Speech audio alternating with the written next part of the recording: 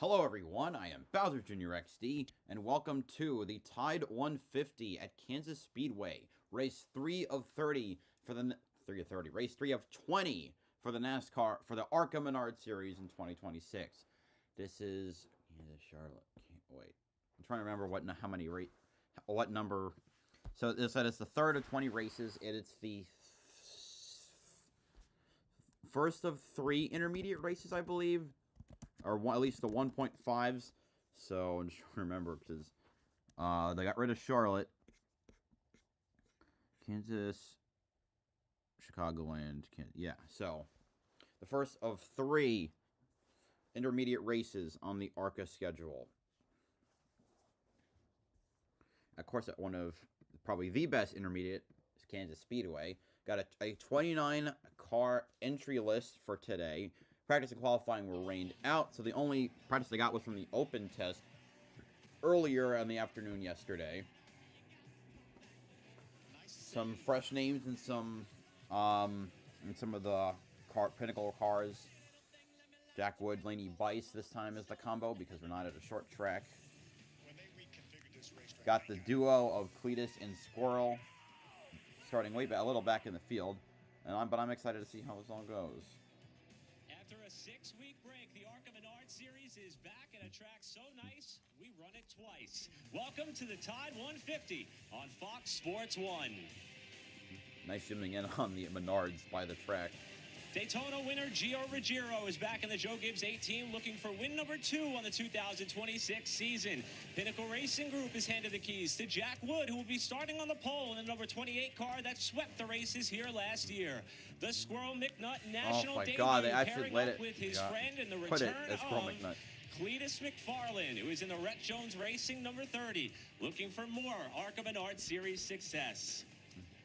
That is just some of the news, drivers, and notes that we're going to be talking about this afternoon. A warm welcome from Kansas Speedway. Alongside of Phil Parsons and Austin Cindric, I'm Eric Brennan. And Phil, there's a casino over on the back straightaway here, and talking to some of those odds makers, some trends may tell us who to watch. Yeah, we've seen dominance in the ARCA Menards series over the years. Back in 2021, Ty Gibbs won 10 races in the championship, but his closest pursuer, Corey Heim, won 6 of those races. So that's 16 of the 20 races. But what the 28 Pinnacle Racing Group and the 18 Joe Gibbs Racing team have done over the last couple of years has been nothing short of amazing. Since the beginning of the 2024 season, those 2 teams have combined to win 34 of the races. It's unbelievable what they've been able to do. As you mentioned, Gio got his first win in that car. They've done it with 9 different drivers, 5 in the 18 car, 4 in the 28 car. Jack Wood's going to try to add his name to that list in that 28 car and get another win for him. And fitting, those 2 make up the front row. Now, Austin, you're going to be on track a little bit later today in the Cup car. A lot of drivers love this place. Why? Well, first of all, Eric, it's fast. It's a very fun, very fast racetrack. But for a lot of these drivers, they're making their first starts on an intermediate-style racetrack. And it is very forgiving, but it's also a lot colder out today than the 4-hour test they had yesterday. So with those speeds you have at Kansas Speedway, you're going to have a lot of aerodynamic effects on the car that you maybe haven't experienced before. And in traffic, it's going to be a lot worse. So it'll be fun to see how these drivers tackle that today. And a lot of rain washed off all the rubber that was laid down in the test yesterday. It's a green racetrack. So many stories to cover here, and we've got some good help down trackside. Let's welcome Caitlin Vincey and Amanda Busick. Hey, gentlemen, yeah, as you said, a lot different conditions from yesterday today, but we're bundled up and ready to go. Talking to crew chiefs this morning, they're not even sure how to approach this track. Yeah, talking with the drivers, this is a big swing, 40-degree difference, wind moving in a different direction. It will affect the balance. Now, one competitor back in the series this weekend, Laney Bice, very respectable finishes for her last year. She said the biggest thing is getting her acclimated to the mile-and-a-half racetrack once again. She hasn't been in one since Charlotte, but Kevin Reed Jr. is the guy calling the shots on top of the box, which she believes will be a big asset. Starting opposite of her is your points leader, Jake Bowman. He comes here as an 18-year-old that'll turn 19 on Wednesday. He's making his mile-and-a-half debut and said he wants to leave here, the points leader. And then, Phil, as you were saying, that Daytona winner, Gio Ruggiero, I talked to his crew chief this morning. He told Gio to be cautiously aggressive out there, let those tires come in, but we know how intense Gio can be. Yes, and we also heard the guys talking about Jack Wood starting on the pole. Had a chance to talk with him earlier. He said the adjustment from the Craftsman Truck Series back to the ARCA Menards Series has been a little more difficult than he thought start, it was they're going to about be. to But he fire does have engines. crew chief So I guess I Steven jumped the Dawson gun a with him. bit, We know how 'cause there's instrumental no one he's in the been in cars. many young drivers' careers. He said Steven's dealt with pretty much every situation there is in this series. He said, I know he can help me make this adjustment a little bit easier. So, speaking of adjustments, we got some here. We're sharing gloves because this is teamwork right here, right? Huh? Sharing is caring, except when You're it wearing comes the to winning, same guys. hand glove. Clearly, it's not Thanks, ladies. sharing. Stay warm down there. And we mentioned the weather. Here's the contrast from yesterday. 83 degrees. Rain came later in the evening. And we're just barely touching 50 right now here in Kansas City. Ugh. So the drivers are on the ready, as are we. We're about to kick off the third race of maybe they just recorded that 2026. segment Let's earlier. go I don't trackside to know. get the command. Yeah, it looks like that's what it was. Kansas Speedway, here to give the command to fire engines. Please welcome Procter & Gamble Advanced Team Leader, Sean Gallup. Not a Cletus On sweatshirt. behalf of Tide and Menards, drivers, start your engines. With that, 29 drivers ready to hit the track. And where's my fun?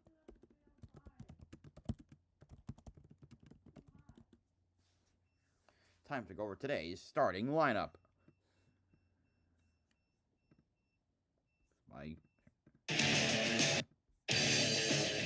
Starting 29, driving the number 66, Fox Tekka Ford for MBM Motorsports.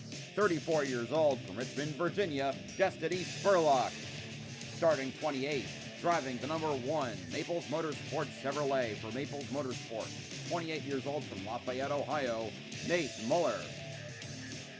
Starting 27th, driving the number 01, Rock Bottom Scrubs Ford for Fast Track Racing. 61 years old from Mark, Texas, D.L. Wilson. Starting 26th, driving the number 19, Maples Motorsports Chevrolet for Maples Motorsports. 27 years old from Sawyer, Michigan, Matt Kemp. Starting 25th, driving the number 30, BaldEagle.com Ford for Rhett Jones Racing. 31 years old from Bradenton, Florida, Garrett Mitchell, a.k.a. Cletus McFarland.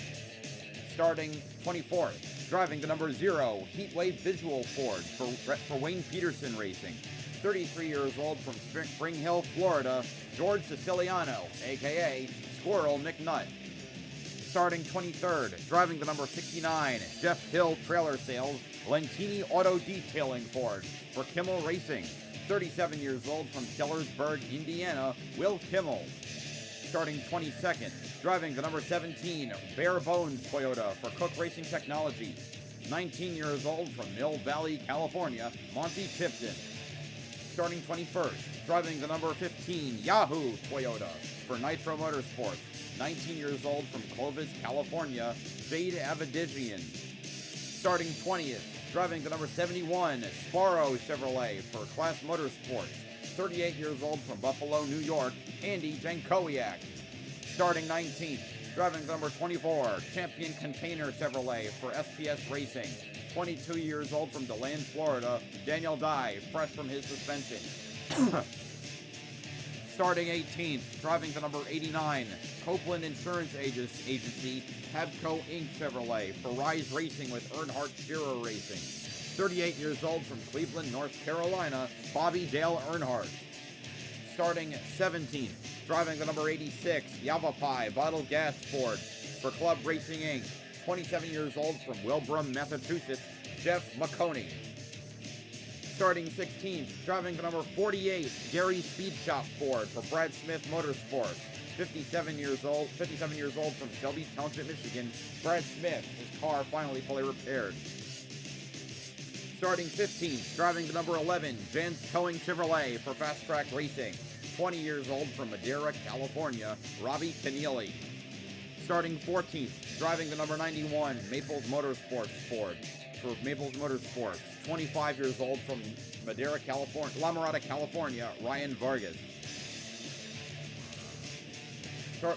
Starting 13th, driving the number 06, FearlessPump.com, Panini Chevrolet for Wayne Peterson Racing.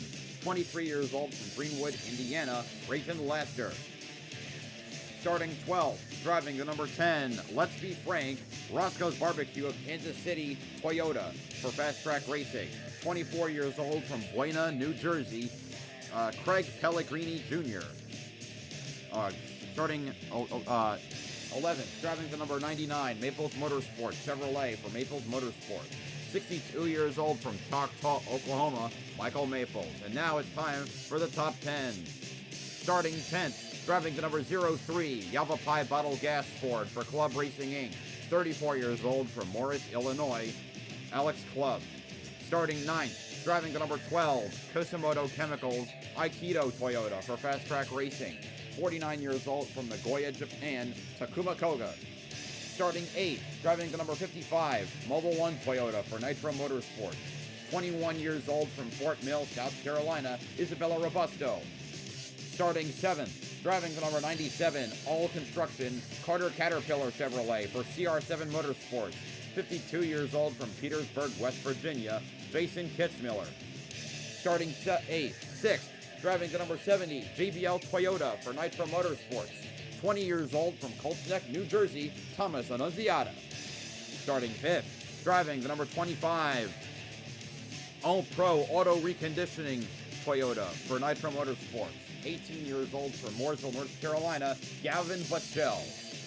Starting 4th, driving the number 77, Signer Fuse Toyota for Nitro Motorsports.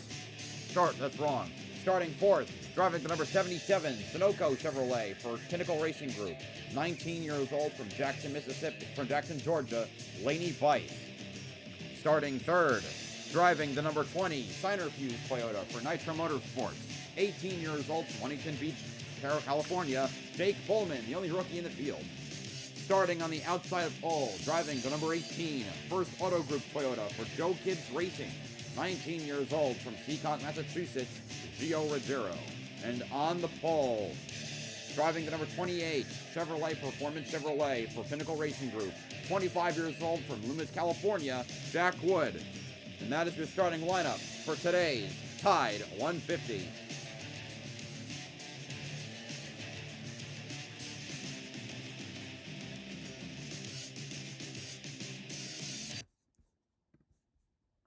Race analysis, 150 miles here at Kansas. Yeah, 100 laps. We're going to have a scheduled race break around lap number 50 where the teams will be able to come down pit road. We're also going to have a competition caution because of all the rain you were talking about, washed all the rubber off this racetrack on or near lap number 20 to give these drivers and teams an extra chance to come down and make adjustments.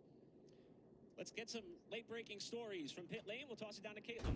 Well, you guys talked about the fact the weather microphone was canceled that somewhere. qualifying session. So Destiny Spurlock, one of the drivers, starting in the back of the field, but she told me just moments ago that she welcomes that challenge. She said, that's why I'm here, is to learn as much as possible. But she told me it was always a huge goal of her to transition over to the sport of NASCAR from where she typically races with motorcycle and drag racing.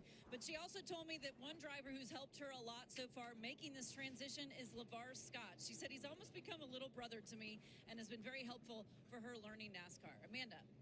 Yeah, Caitlin, you're going to take a look at the 25 of Gavin Boschel. He's making a second national start here in ARCA. But it's the whole field. There we go. 18 in February, but he told me his biggest mentor has been his father, who was a college So for football those player. looking for Cletus Boschel is and here this weekend with us. Squirrel, He says he gets the Cletus advice is from 30, Sam, says, "Work Squirrel hard, is be the 0. best you can be, and don't quit." I talked to Gavin about his start in racing. He said he started racing at Millbridge in North Carolina at 3.5, and he doesn't remember his life without it. Thank you both. Gavin is going to be looking for success from the 5th starting spot here today after starting with his team up in the top 5 in the East race at Rockingham before a right front tire put him into the wall before halfway. We talked about the two monster teams of the 28 of PRG and the 18 of Joe Gibbs. Well, Nitro Motorsports is certainly well represented, Gavin Boschel being one of the drivers for Nitro Motorsports. So we still got a little bit more than a lap before we drop the green flag to kick off this 3rd race of the season. And gentlemen, we've been talking about the impact that the weather has had, and not just in terms of the rain that came in last night, but the temperature shift that we highlighted. This track is still baking in sunlight right now, but it is chilly out there and a big challenge for all these race teams and drivers. Yeah, it's definitely something that's going to change quickly. You know, Kansas is a racetrack that typically takes rubber quite quickly, and when you do lay that rubber down, it moves the groove around. And what drivers, and we alluded to this earlier, what drivers really love about this racetrack is that it's multiple grooves because of the progressive banking, and it's fun to be able to move around. But that rubber getting laid down quickly is going to influence what grooves on this racetrack are going to be preferred. But I think on top of that, the qualifying being canceled, this field being a bit jumbled up, but also at the same time having probably what you would argue would be two of the fastest cars at the front of the field. They're going to be putting on a rapid pace to start the race and be putting cars laps down in the first 20 laps here. We're less than a lap from the green flag. Now let's take a look at our Bounty Rookie Spotlight driver on the day, making her first mile-and-a-half start of her ARCA Menards Series. Jade Avedian from Clovis, California. Toyota development driver. This young lady, she actually won a super late model race at New Smyrna during the World Series of Asphalt Racing, and you beat a field of those super late model drivers. You're doing something. A lot of talent here. She's one of the great up-and-comers, and it's funny to watch some of the races and see her in the commercials. And now she's out really experiencing one of the first challenges. I feel like stepping up from the grassroots is to be able to go and race on tracks this big, this fast. Not that it's a challenge you can't do, but you got to start somewhere. And the ARCA Menards Series is a place to do that. See, first female driver to win a Cars Tour Pro Late Model race. Did that last year. She's one of a few drivers in the field trying to be the first woman to win in the ARCA Menards Series in its series history. So half a lap from the green flag. As we mentioned earlier, we can expect a competition caution on or around lap 20, and then the one and only controlled pit stop race break will be on or around lap 50 as well. So a bit of a chance for these race teams to see what the track is going to be like early. And remember, non-competitive pit stops. How you come down pit road is how you go off pit road, and we'll restart the race. Again, if you choose to stay out, then you start in front of those cars that come down pit road on every single caution flag. So Jack Wood and Gio Ruggiero going to make up the front row with points leader Jake Bowman in the 20 inside of row 2. Laney Bice in the 77 up top on the top side starting in 4th. Pace car is all right, here we go. 100 laps around the 1.5 mile Tri-Oval Speedway. Jack Wood leading the field to green through the restart zone. Here we go. We're green in Kansas.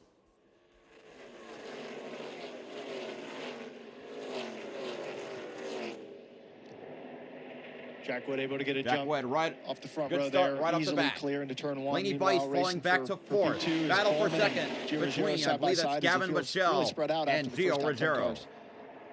Yeah, pretty sanitary start, though. I didn't see any tire spin or anything from any of the front runners. That's that Bowman, battle for second continues as now Bowman Ruggiero charges up to the outside to solidify himself in second spot. Joining him up on the top side is the 70 of Thomas Annunziata, who goes to 5th. Single file right now. Some cars lap. hop into the You see inside. the drivers drop down onto that apron, and GBL it's totally car inbounds that to be able to race is under that white line, and those guys are just trying to take out track distance as they're chasing Jack trying to Wood get on Laney Bice. Couple of cars There's already Gavin venturing Michelle up to that battling second with lane here Jason early in the going. Most recently, we saw Laney Bice trying to top side. Here's a look at Jason Kitzmiller and Gavin Michelle, 97 and 25, battling for 8th. Cletus already up to 15th after starting in 25th. And Kitzmiller comes in here second in points. So he's up 10 Top spots 5 in since the points start. last year in the ARCA Menards Series, running full-time again this year. Similarly, Squirrel is up to 20th, up 4 spots Right now, from the Kitzmiller start. will take that spot, which will be 7th.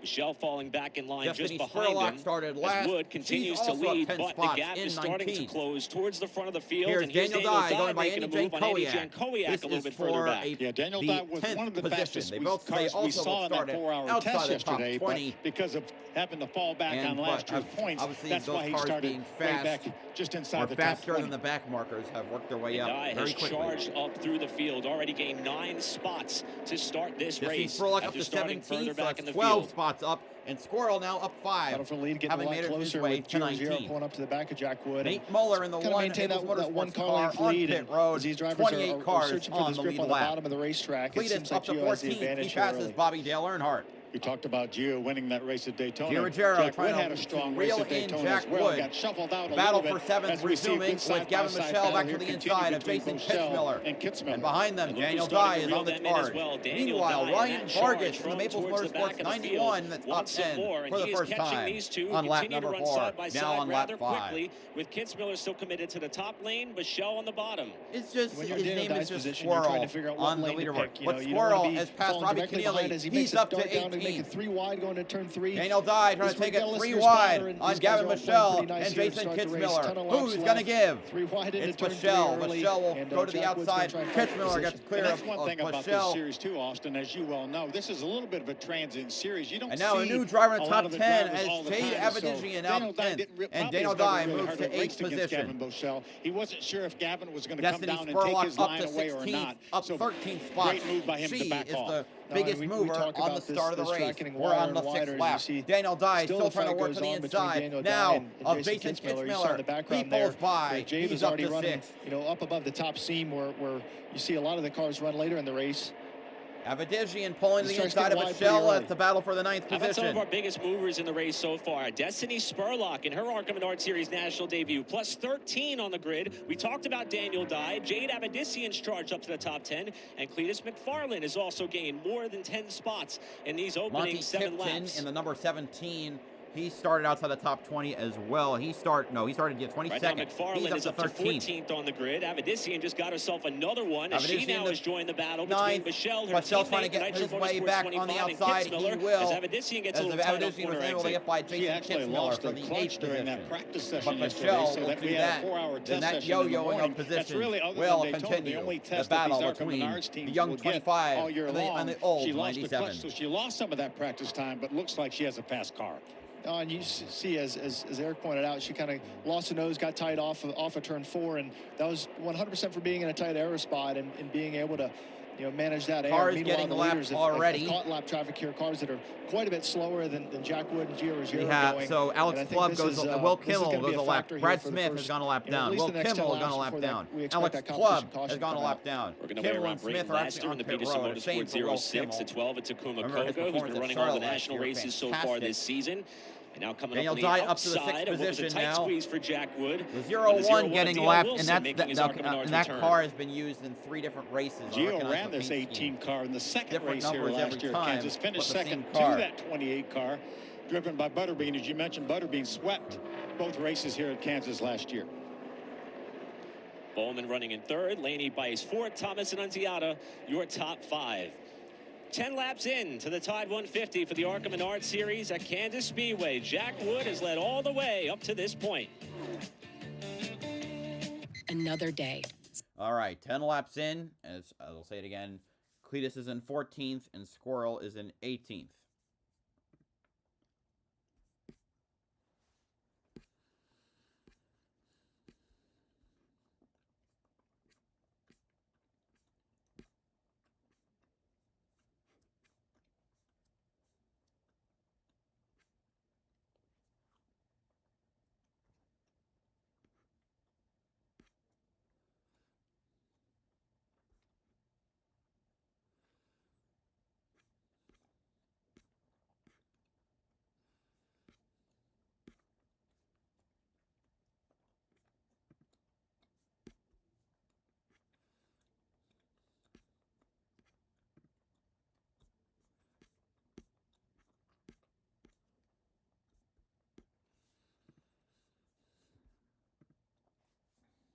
Watching, see if we get any position changes.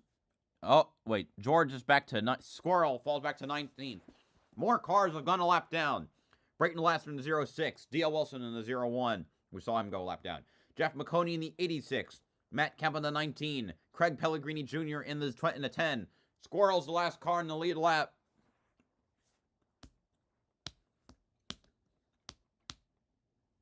Here he passes Michael Maples in the 99 for 18th.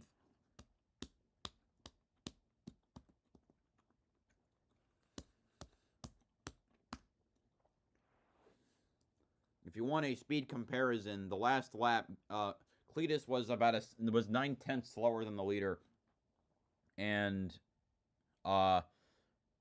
Squirrel was roughly 3 seconds slower than the leader. Oh, more cars go a lap down. The 99 Michael Maples, the 0 of Squirrel McNutt, and the 11 of Robbie Keneally.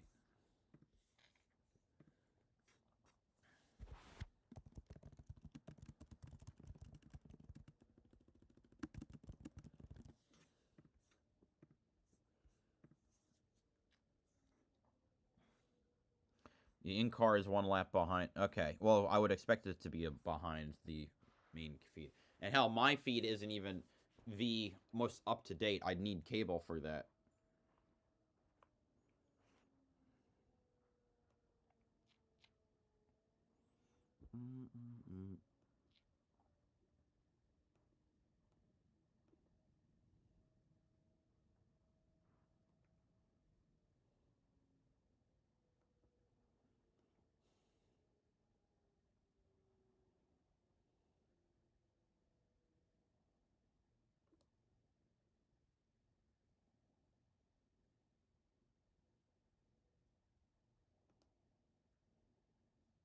we're back on lap Coleman rounding out your 16. front three. We have Which 16 started cars on the on the Pinnacle lead lap. Racing Group after Cletus qualifying got washed out. and One of Squirrel 3 still women in their drivers spots. currently in the top 10 in this race so far. Isabella Robusto looking to finally get a good run to get her 2026 rolling. Yeah, we talked to her at Daytona. She said, I just don't want to have the start to the year like I did last year, 2025.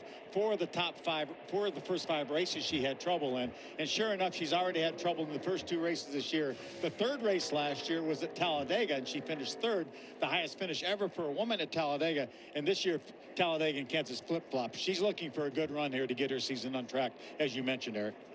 This is a track where she's got some confidence. Remember, won the pole here back in 2024. For more on Isabella, let's go to Caitlin.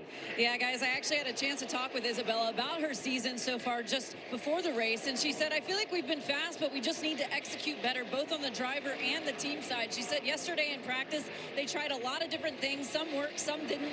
She felt like the weather today was going to be a challenge, obviously, but in the interim, she spent a lot of time with her crew chief, Glenn Parker. She feels like the two of them have really been Daniel aligning. Dye up, gunning Glenn's the actually 3rd. known Isabella since she was 11 years old, working on her Legend Car program. But she said their communication has been really good so far at the shop. And right now, though, she's saying way too tight in the front on that 55. Thanks, Caitlin. We saw Daniel Dye getting up to 3rd around Jake Bowman.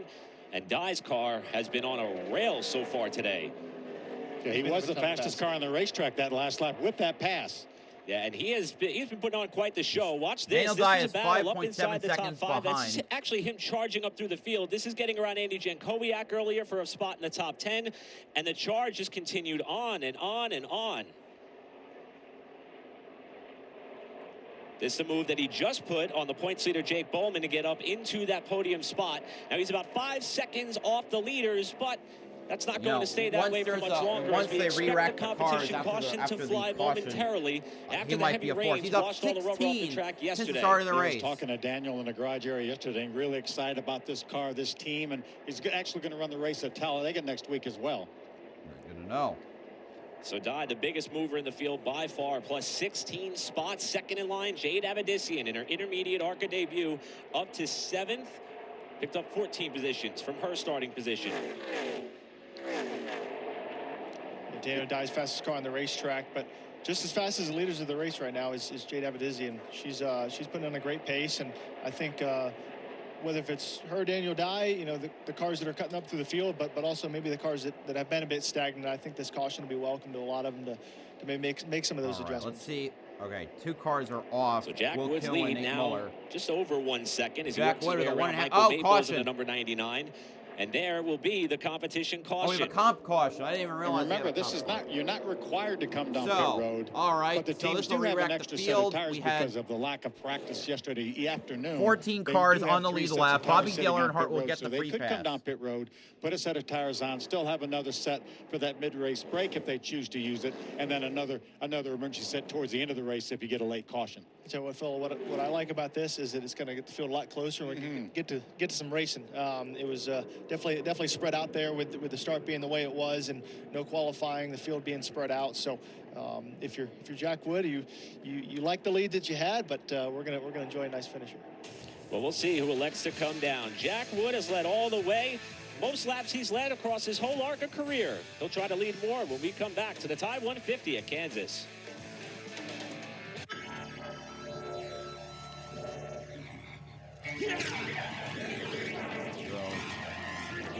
Anyway, so we'll see. Some might pit, some might stay out for track position. I guess we'll just have to see.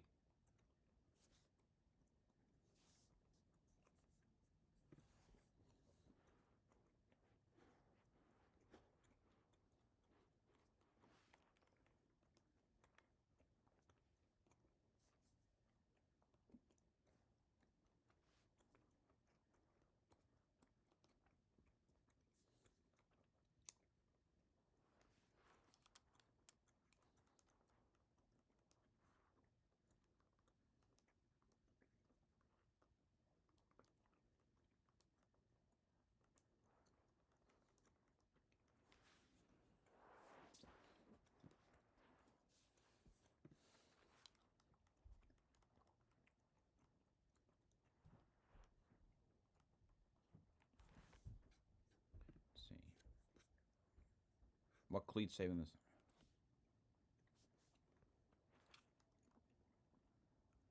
I mean, I don't think he's ever going to make it to Cup, so I wouldn't.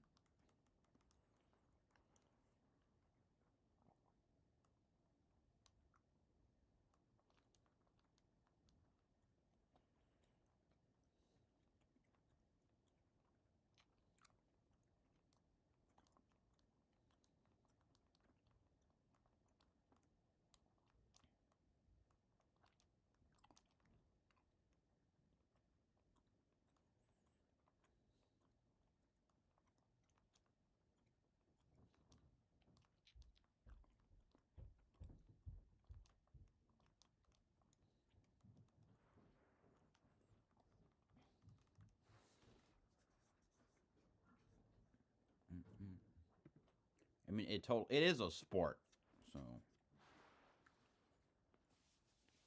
I don't know what.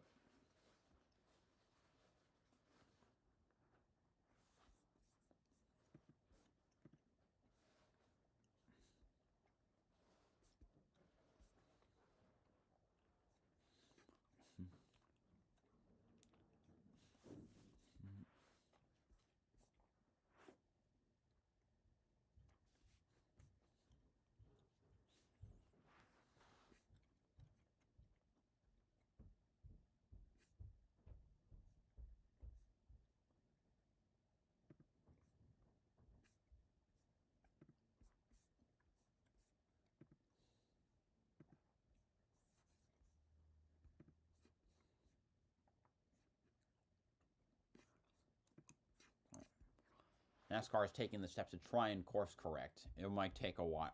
One of my friends, who is typically very critical of the sport, says it will take a while. It will take time for the positive effects to show. So, and I think it comes down to an absence of star power. But Cletus is not going to be the guy who gets people to watch the Cup Series.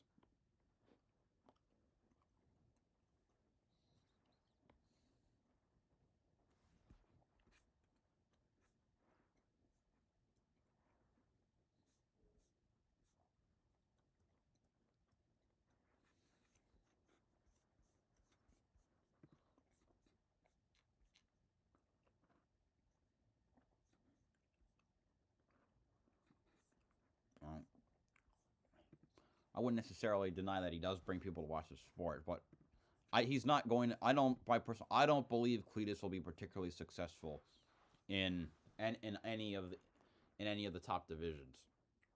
ARCA has such an equipment disparity that someone like Cletus can succeed. I mean, Rockingham was a perfect example of that, but I personally don't have a ton of faith in his driver ability, because considering what I saw at both, he's just not ready for it right now.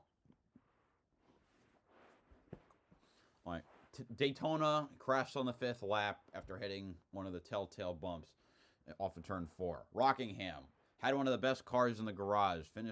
Would have not made the race if not for a team withdrawing, and finished 6 laps down. What the heck was...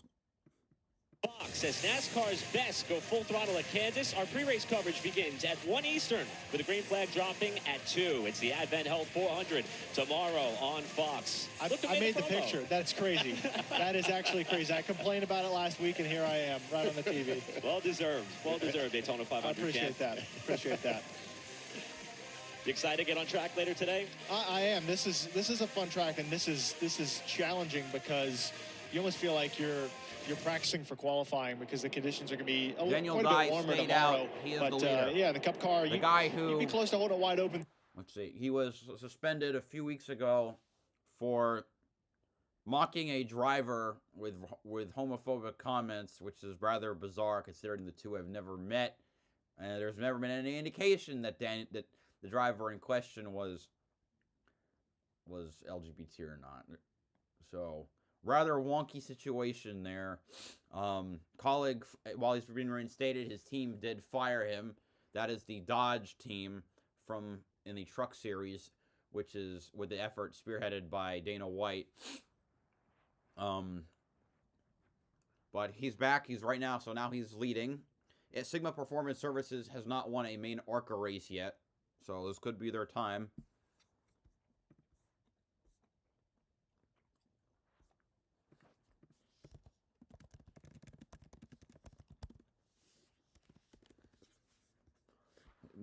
Cletus is doing it for Biffle. Greg Biffle was a 19-time NASCAR race winner who sadly perished in a plane accident last November.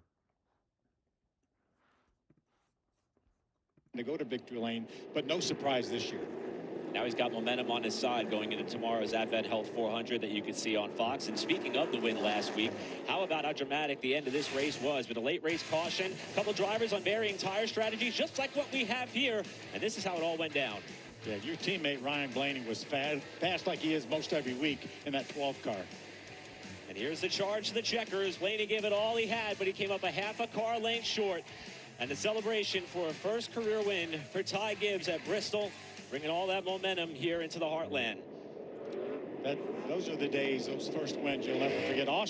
His first one was the Daytona 500, so certainly not going to forget that. But a photo finish at Bristol, nice clean finish. That's, yeah, I'd say that ranks pretty highly, I would say. All right, before we get ready to restart this race, we're going to go back down to Caitlin Vincey. Yeah, guys, well, we saw the 28 lost some time there on pit road, and I just talked to the team to find out what happened. They said there was an issue with the right rear gun. They had a malfunction. They're not sure what's wrong with it, so they weren't able to recover quick enough to change 4 tires, which is why they only ended up changing 2. Eric? Unique circumstance and another variable to how this race is going to restart. And you can see some of the frustration there amongst the Pinnacle Racing Group team. And Jack Wood may be at a bit of a disadvantage compared to the cars that he came down with in terms of fresh rubber. Yeah, but no, we know we're going to have a caution on 20-some more laps, so that I think they'll be fine. Maybe he may not be able to advance like he would have, but and that's one of the reasons that we have these non-competitive pit stops, is because those aren't the guys that you'll see pitting Austin's car on Sunday. These are guys that work in the shop or whatever, because you have plenty of time to get it done. But when you have a malfunction like that, that's a different story. So the top 5 cars stayed out. Jack Wood, who led all the way up to the competition caution with those 2 right side tires, will restart 6th. Everyone behind them came down. All right, here we go. First restart of the day. Green again once more at Kansas. Definitely a much tighter race start than we had for the beginning of the race. CGO putting a 3 wide already. Together better. On the outside, here comes Jake Bowman trying to get on Daniel Dye. Get past him. It's almost 4 wide. It is 4 wide back in the pack. What great the benefactor of that will be Thomas Annunziata. Getting around Andy J, Gavin Michelle, and Jade Abadizian. He's up to 5th. Ironically, with those 2 tires.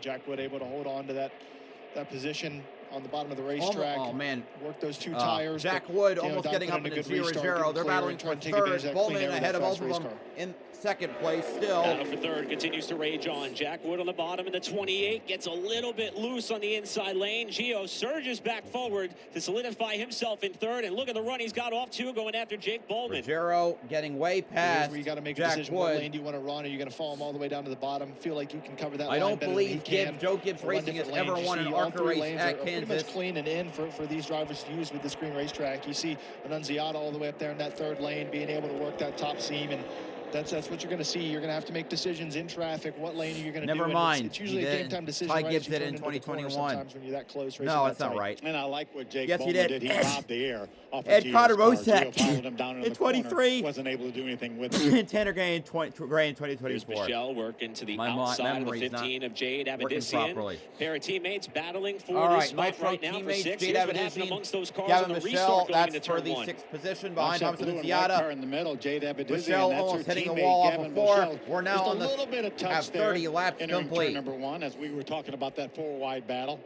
Yeah, it's well held by all. That's 3 cars in 2 lanes, and we're still 4 wide there, and all drivers make it out on the other side. Happy days. And those Nitro Motorsports cars continue to run 5th, 6th, and 7th, respectively, with the team car Jake Bowman up in 3rd, but not for long. Here's Jack Wood making the move in 3. Yeah, Jack's not struggling very much with only those 2 tires. Again, these cool track conditions help that situation. Absolutely. You saw a great example of the lane differences in this racetrack, being able to run up, being able to run low. Both of those cars entered with the same gap, run 2 completely different lanes, and exited with the same gap. Squirrel now up to That's why we love 16th. racing He here. is as you the see, first Bowman trying out driver that one middle lap groove. down. So if And, there is a caution, you know, he will Jack get the Wood free is pass. trying to And figure we out have a what to do. We get a caution. caution here with As the soon car as still I on the front say it, straightaway.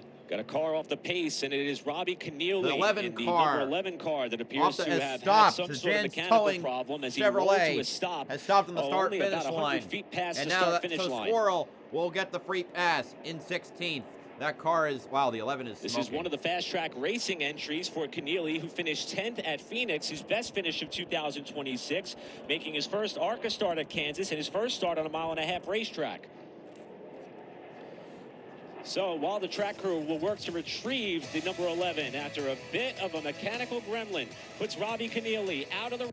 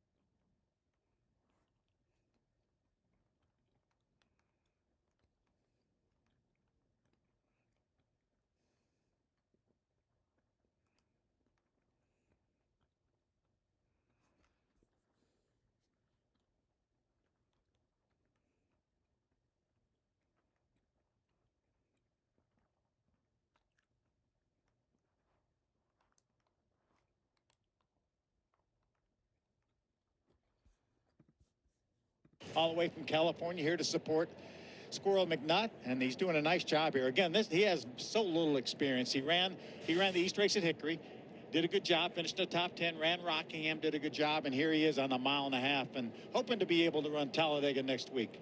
The good thing is he's been able to stay out of trouble as he continues to rep the brand of Be Like Biff, talking about good friend Greg Biffle as well, along with his friend Cletus McFarland.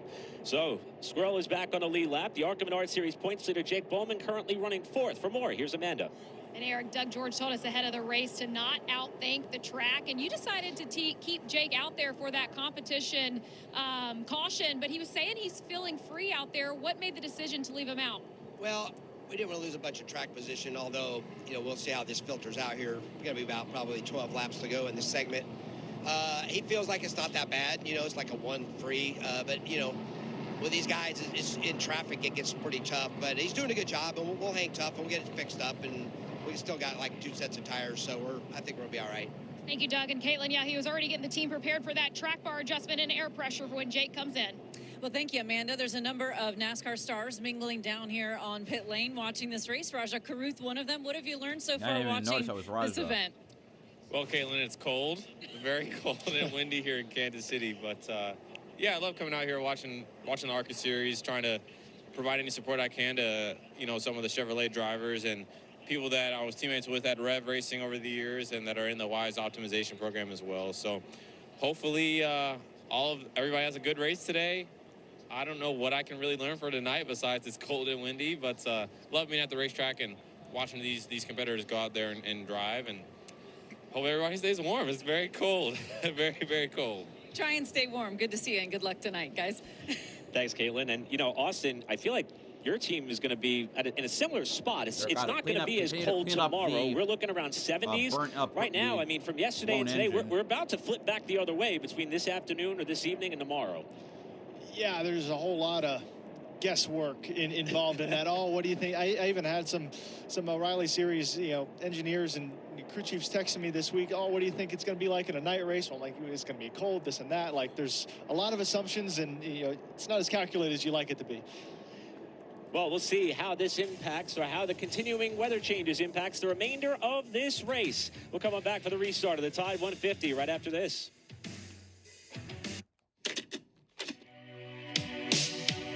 In the middle of the awesome 80s, delicious Sprecher root beer was born in Milwaukee. Crafted with local Wisconsin honey and fire brewed, the result was a rad drink more root beery than any root beer the world had ever sipped, swigged, or chugged. Here's to 40 years of frosty, foamy, ice cream floaty Sprecher root beer. Totally bodacious since 1985. Suchi, Power Packs Tube. We'll continue to wait, because you can't race with a blown engine all over the place.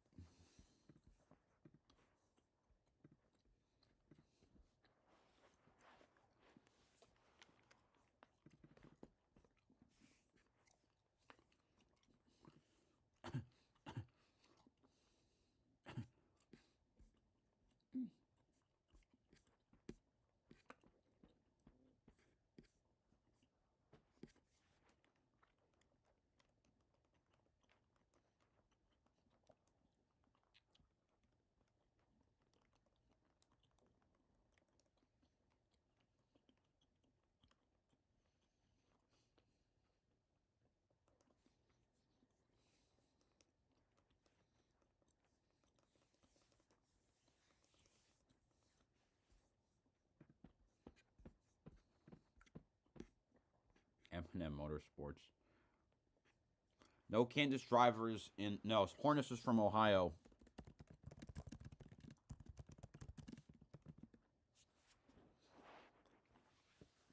There aren't really that... The last driver I can think of in the last 10 years from Kansas, Clint Boyer from Emporia, and Mandy Chick. I think she was from DeSoto.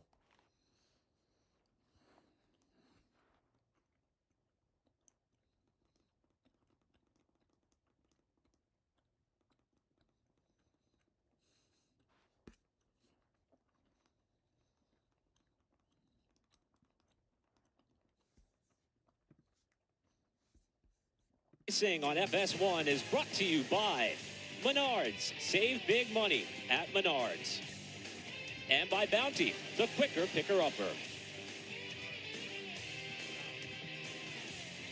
Still under caution in the Tide 150, the third race of the 2026 ARCA Menards Series season, with Daniel Dye out front here at our first intermediate track of 2026. But we're going to get set to go back to a super speedway next week. Talladega. Fast, built for speed, what that place was. The manufactured housing. So much fun there. After Talladega, we're then going to go to a road course for the first time in 2026 for a Friday afternoon race up at Watkins Glen. Austin, one of the finest road courses in all of America. I agree. It's one of the fastest, too. I know we're talking about fast racetracks, but that's one of them. And then we go to Toledo Speedway, which has served as the season finale for several years, now planted in the May portion of the calendar. That'll be on May 16th. Following that will be Michigan International Speedway on June 5th. And Pocono, the ARCA's well-anticipated return to Pocono on June 12th. Yeah, we talk about the diversity of this schedule. Probably no more series diverse anywhere else in the country like the ARCA series. We'll have a couple dirt races later on in the year as well. Hard to believe that a track like Kansas, the intermediates, is actually in the minority of the types of tracks that we run, with so many short tracks on the calendar as well. You don't have to go very far to get what you need at Menards, right across the street from the Kansas Save Speedway. big money at that place too, man. I tell you what, on a cold day, they got everything. You get you girls some gloves down there on pit road too. They shouldn't have to share a pair of gloves. They've got everything there, man. We could get them a gift card or something. You could probably handle a gift card. I know a guy. I know a guy. Okay. Let's I might watch have this to hit you up for that too. So Daniel Dye out in front. Again, he did not stop on the competition caution that we had around lap 20. Alongside of Gio Ruggiero, the Daytona winner, getting set to get back here we underway. go. Gonna get Anticipated another race break restart. on or around lap 50. We're green About 10 again for laps from another there 10 now. laps. Ruggiero gets Here we a go great again at launch on the Kansas. outside of the front row. It was a huge launch. He was a big mover on the last restart, and this is going to set up to be able to control the race here as he's clearing to turn one. Ruggiero the leader. Yeah, Jade Ebedizian jumps Ahead to of the Daniel inside Dye of Jack and Wood. Jake Bowman. That's her in the blue and white car on the very inside of a Purple. three-wide battle. Jake She's Bowman in in sixth, 20, trying to to get work to the fifth. side draft on Daniel Dye. He returns the favor at the end of the backstretch with Annunziata flirting with the third Daniel crew. Dye, can he clear Bowman in Jade able to three? complete Yes, that he pass does. on Can he Jack chase Wood. after Looks like Ruggiero? you see this angle off of turn 4. She gets clear. You know, she was put 3 wide on that last restart. Quick learner and being able to use that move to her own advantage. That's Laney Bice, that blue and yellow car in the inside Sunoco car. The Sunoco car. Teammate to Jack Wood. Tell you what, Annunziata really likes being on that high side, and it's been able to help him get some clean air on these restarts and be able to make up some track position. While Ruggiero has been able to charge his way back up through the field since he stopped on that caution, the same could not be said for the driver who has led the most laps in this race so far, Jack Wood, who's mired back in 8th behind this group. I think the toughest part about having to take the 2 tires is you don't really know. You didn't plan for your race car to be, on 2. You usually make adjustments for that. So I'm sure they're all kicking themselves and thinking about it as they're losing spots here after dominating early in this race. They're trying to figure out how to get that other gun fixed. Oh, hit on the wall. Gavin Michelle. Off turn 2. So he's able to clean it up. These quite a cars few have come spots, out gonna go back to the ninth position. Shouldn't be too worried about that contact, but obviously lost quite a bit of track position with that impact. Yeah, the body. T.L. Wilson on pit road in 0-1. And you push them in, you get against the wall, then they bounce back out to where they were. Cletus up to the 11th position. Well, you're going to see that all weekend this weekend Probably at Kansas City. Near his upper limit. This turn 2 exit, the track, the banking really falls away super quickly on exit. So he might have thought that he had the grip, but the grip goes away super fast as you go to that flat black straightaway. Great job by Thomas Annunziata to avoid, as well as Jack Wood. Annunziata cut the car down low, so that way he did not tag the left rear quarter panel of his Nitro Motorsports teammate. Boy, it sure seems like, though, when you get in the wall, that the wall just Laney keeps you in there, Bice doesn't it, is up Austin? to 4th. You want to drive away from him, she's battling but you can with also turn the Jade wheel too hard Abedizian. and bring the back end around as well. Nothing ever Ladies good has are happened going from at hitting it. the wall. I can tell you that, Yeah. Phil. See a nice little battle here going into turn 1. Yeah, and Bice gonna get Bice the with a spot nice move, now. being able to clear, pull to the bottom. Clear for Get 4th. that position away from Abedizian does not have the Abedizian. run. It moves her up into the 4th spot. While Jade is making her first mile-and-a-half appearance Here for Laney comes Bice. Jack Wood, She trying actually to had a get back to fantastic top run 5, here moving to the last inside year. of Jade Was her ARCA Abedizian. debut, finishing 8th. So some experience certainly being parlayed into a solid result for Laney, while her teammate Jack Wood now is trying to follow her through on Abedizian in what is a fight for 5th. And the thing to remember here is we do still have mixed tire strategies. You know, Jade's still on those old tires where Bice obviously would got the 2 tires, but still a mix on strategy here. Same with our leader Gio Ruggiero. He's on the newer tires, so it seems to be somewhat of a difference. Maybe not on the initial restart, but as we start to get heat in the tires and laps done, the new tires still look a little better. Yeah, and a couple cycles too for like Jack Wood's 2 tires and the drivers without 4 tires. And no, I think we're all going to be even here in about 5 laps when they throw the competition caution, the scheduled race break. Give everybody an opportunity to come down and get set up for the second half of the race. So Wood up to 5th at this point, still shown as leading the most laps of this race so far at 23. With Ruggiero now exercising a 2-second lead over Daniel Dye. Jake Bowman 3rd. Laney Bice through your front 4. While we've been watching some of the racing happening up and around the top 5, one driver knocking on the door of the top 10 is Cletus McFarland. He's still in 11th, about half a second behind. There's a or good 6/10 behind Andy Jankowiak. I think from every camera angle, we have stars and stripes on this man. The hood, the door, the gloves. He's a bald eagle, isn't he? He's a flying bald eagle, man. BaldEagle.com providing us the in-car shot of Cletus as he is trying to net himself another top 10 effort after having a great top 5 run in the ARCA East race at Rockingham. Last time we saw him in this style of race car. He just continues to get better. We saw him in the O'Reilly race at Rockingham. I thought he did a credible job there.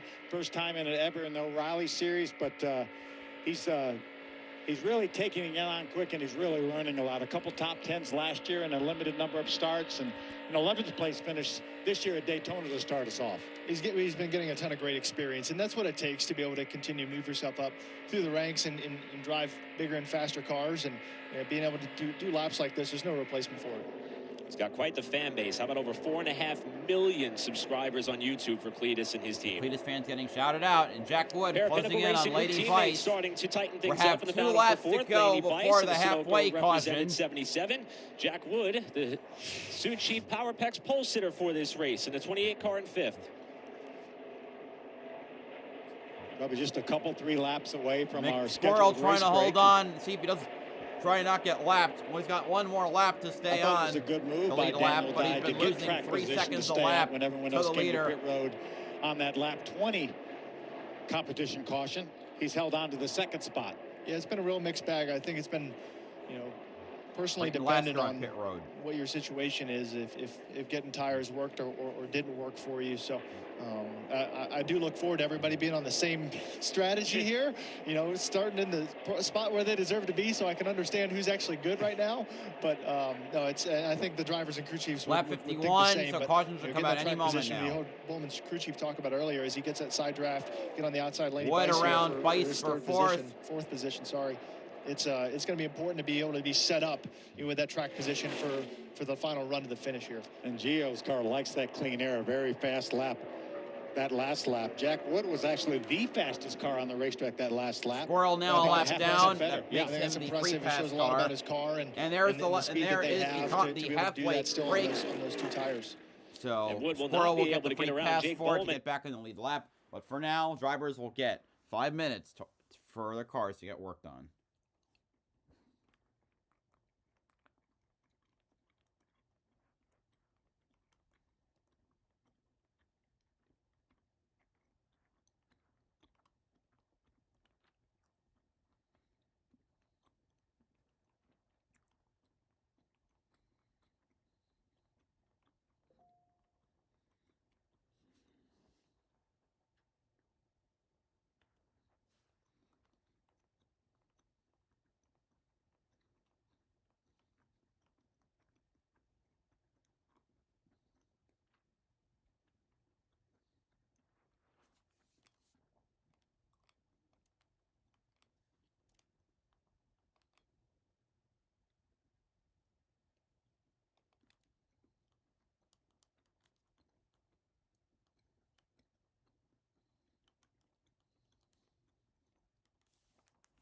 Now I need to make a phone call.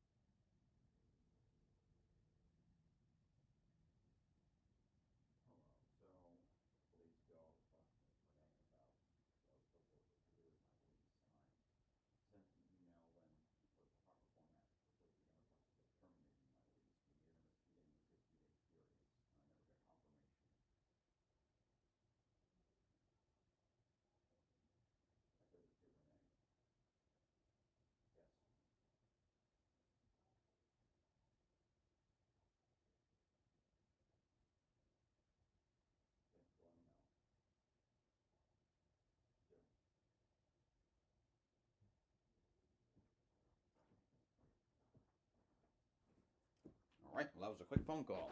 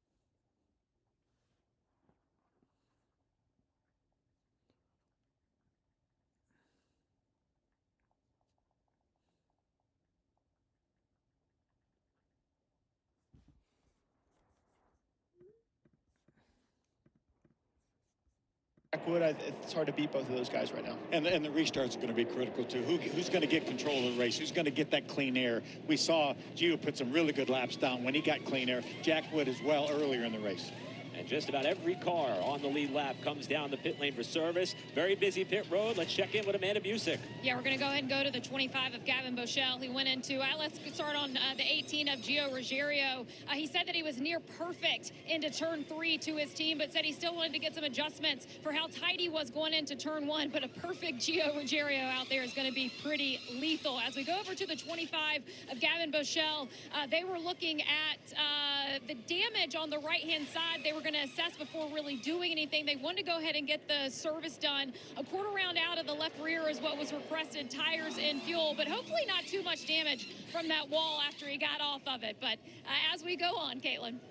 Taking a look at the 77 of Lainey Bice, very respectable showing so far out of her. This is her first of 5 planned races as of right now. She told me before the race, I don't feel any pressure going into this. It's all about learning for me, which she just said that on the radio. I want to keep making gains. And the team also earlier was urging her to commit to the top line as to not kill her momentum. Now that 24 of Daniel Dye, 2 previous starts at Kansas, but they were all the way back in 2022, but they both were finishes in the top 5. Right now, he had said the entry in the center is stable, but I don't finish the corner off of too well, but a great 3 and 4 for that 24 car, guys.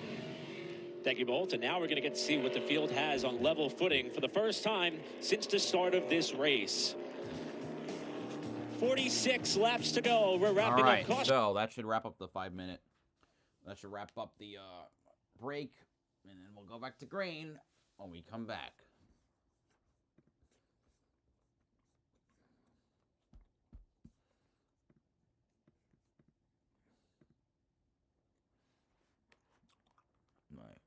George is definitely not leading.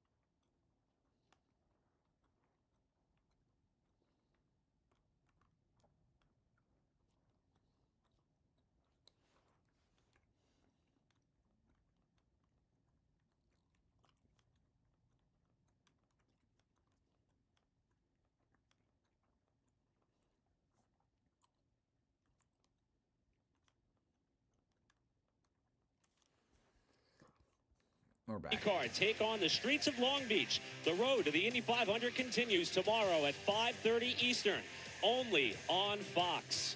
That's always been a race that I love to watch, Long Beach. And how about this? You tune into Fox tomorrow, 1 p.m. Eastern. Just set it there for the rest of the day. You'll get the race here for the Cup side, the Advent Health 400, and the Grand Prix of Long Beach to follow right after. I feel I got FOMO. I mean, I'm going to be in the race, but that sounds like a great way to spend a Sunday.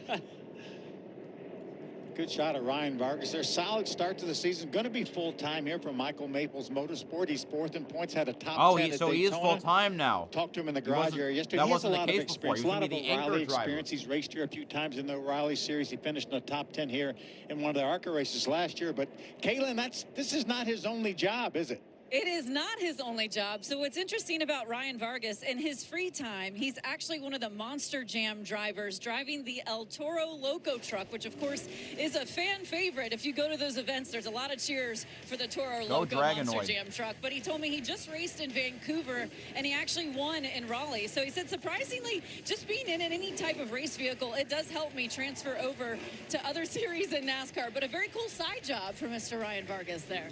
I don't want to transfer what he just did over to this series, that little turnover there, Austin. I wonder if he was smiling when that happened. I've never driven a monster truck, but I've always wanted to. I think everyone's always wanted to. And now Ryan does a great job, and he's got a lot of great energy, so it's cool to see him in the ARCA Menards series and doing what he loves. Talking to Ryan in Daytona, and that's exactly what he said. It's every kid's dream to be a race car driver, but it's also every kid's dream to drive a monster truck. He gets to do both. I know my grandkids love those monster trucks. Ryan having a good day so far, 13th in the running order. Bad news for Andy Jankowiak. He was busted for speeding on pit road, so he'll have to start at the tail end of the field for this upcoming restart. And our pal Squirrel McNutt got the free pass on this caution as well, so he will be back on the lead lap as well.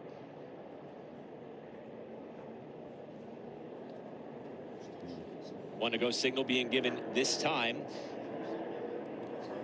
Gio Ruggiero, the leader, now in the fall race here last year, our second to last race in 2025. This will be the site of the finale in 2026. Gio led the most laps there as well, but finished second to Butterbean on a late race restart. And Kansas has had a bit of a history of producing overtime finishes, and that was a trend that we saw roll into that race last fall where Gio came up one spot short. Yeah, we saw Tanner Gray dominate this race a couple years ago in that 18 car, and late in the race, Connor Mozak chased him down in the 28 car and passed him and went on the victory.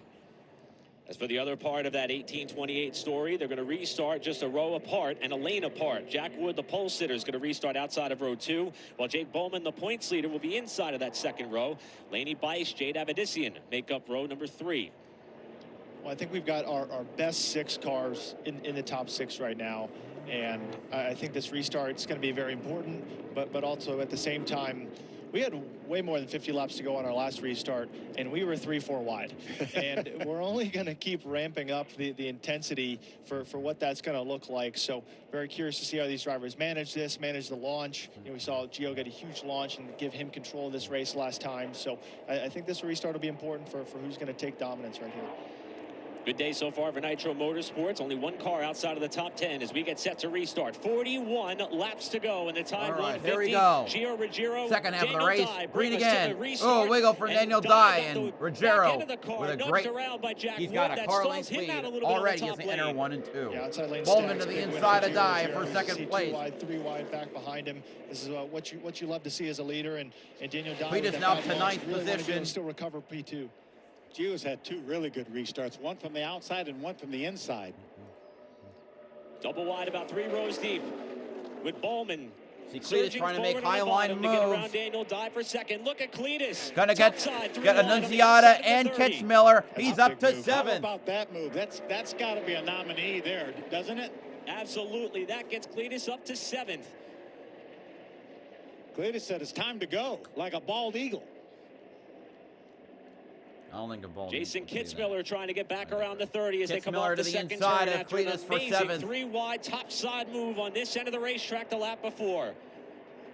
You're going to be seeing crazy restarts like this all weekend as it ramps up through O'Reilly all the way in the Cup Series. That's what makes this racetrack so fun. All the choices with the different lanes and those split second decisions you have to make going into the corner, figure out what lane you want to run and how to carry the most momentum with it.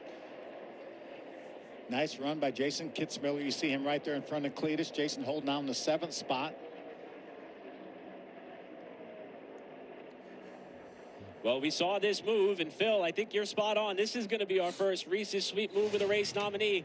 Cletus McFarland racing up into the top 10 and picking off spots, dusting off the wall in 3 and 4. Yeah, just drove to the top and drove around. You see him driving around Annunziato, holding off Kitzmiller as well. Great move by Cletus. That's always a ton of fun when that clean lane opens up and you can just hang the throttle on as we run on board with Cletus. Sees that top lane open up and just stays in the gas. Gets it clear, top of 3, and all you're listening for is that spotter tell you clear. You can go work on the next couple. Don't forget, visit ARCARacing.com Monday, 3 p.m. Eastern, and see who is crowned with the Reese's Sweet Move of the race. VRG teammates door-to-door for 3rd. Yeah, Laney Bice had a great Jack restart. Wood Meanwhile, back Jack to Wood, 3rd ahead of Laney Bice. Daniel Dye slipped back to 5th. Trying to do the same thing. Really stuck behind, got a bad restart, and trying to recover at the moment. So big win for Jack Wood to get clear there, but bigger win for Gio being able to pull out a 2nd and a half, almost 2-second lead. Jack looked like he found some grip up there in that 3rd lane. Really made a lot of momentum there after he got by Laney Bice. Hopefully he can maybe make quick work of Bowman here and grab that 2nd spot and try to chase down Gio. I think it's going to be really important for him to be as efficient as possible with this pass. Obviously a driver with experience in these cars and at this racetrack. So, and I'm curious, with the last run, we saw even with his 2 tires, he was able to kind of produce some long run speed and be able to make moves as that lane you're talking about there, Phil, being able to get that run off the top side, be able to get this side draft, try and clear Bowman with distance going into turn 3, get that pass done, set your sights on Giro Giro. Yeah, good racetrack for Jack Wood, too. 2 previous ARCA Menards starts, both top 5 finishes.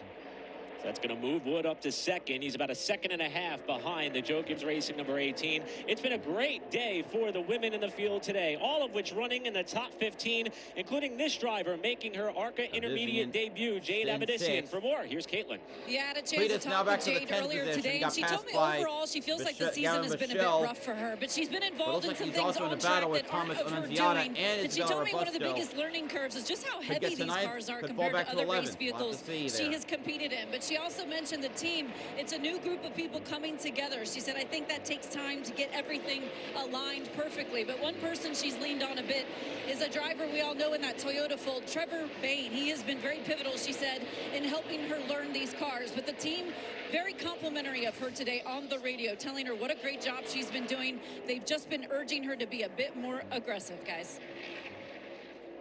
So far, she is having a tremendous day just outside of the top 5. And again, it's her first experience of racing a car of this nature at this speed at a track this large. And I love the fact that she goes to the top of the racetrack. Certainly, her background, open wheel racing, midgets, they're not afraid of running against the cushion. It's and that does not seem to bother her a bit. But a great battle here between Cletus and Isabella back to 10th for the 10th spot. Robusto holding the inside. Isabella Robusto on the bottom in the 55. Cletus McFarland outside in the 30. Again, Isabella just hoping for some positive momentum. Unfortunately, this is the 2nd consecutive year that she has had the first 2 races result in finishes outside of the top 20. She's been able to show her talent throughout the remainder of the season. She's our defending Bounty Rookie of the Year. 2025, she captured those honors, and this is the kind of day that she certainly needed. It seems like Cletus is trying to hang on to this track position here. Maybe Isabella's a little quicker, but he's running this high side, and once this high side does come in, right above that top seam as you see there, it's difficult to complete the pass. And I think that's Wood what is now within a second of Gio. Enough momentum to be able to clear the car on the bottom, but I think he's found a really nice line here with Cletus running this lane. Almost pulls down to the 2nd lane. That's the lane usage you're going to see all weekend. I think really strong defensive driving by Cletus here. The thing I notice about Cletus is I think he's just gaining confidence with every lap he runs, because obviously he was outside the top 12 or 13 early in the race, then moved up just outside the top 10. Now he is solidly up here in a battle for 10th. He's got smooth hands too. It doesn't look like anything's happening that he's not expecting. You saw him dive down into turn 1. Nice little lift as he drifted up to the wall. 3 and 4, maybe more grip limited corner. And he's just wrapping that line, being very intentional with his inputs. And I think that's what you want to see out of him, and as he gains experience. And now he's racing with some really good cars. I mean, Isabel Robusto is one of our very best cars, so he's up with the pack now. For 3rd. Jake Bowman and Daniel Dye. With 30 laps to go, Jake Bowman in the 20 ahead of Daniel Dye in the 24. And it may seem pretty long ago that we didn't see Daniel Dye up towards the front of the pack. He started way in the back of the field with the rule book being set by owners' points from last season. But it seems like he's been up front all day long. Seemingly we forget how many spots that he's gained on the day, and he's trying to get himself one more. Well, the way he charged through the field at the start of the race, I thought there was a good chance he was just going to run away with this thing. But right now he's struggling to make this pass with Bowman in traffic. You know, he's kind of running that second lane, trying to fight the dirty air from the 20 car, and it's going to be difficult to set that up at the moment with where he's running on the racetrack. Bowman had to go high to go around one of the Maples Motorsports cars down the front stretch. Here's Annunziata and Bichelle having a tussle of it here. That's not Bichelle. Check out Annunziata and Kitzmiller having a tussle of it. This for 8th spot.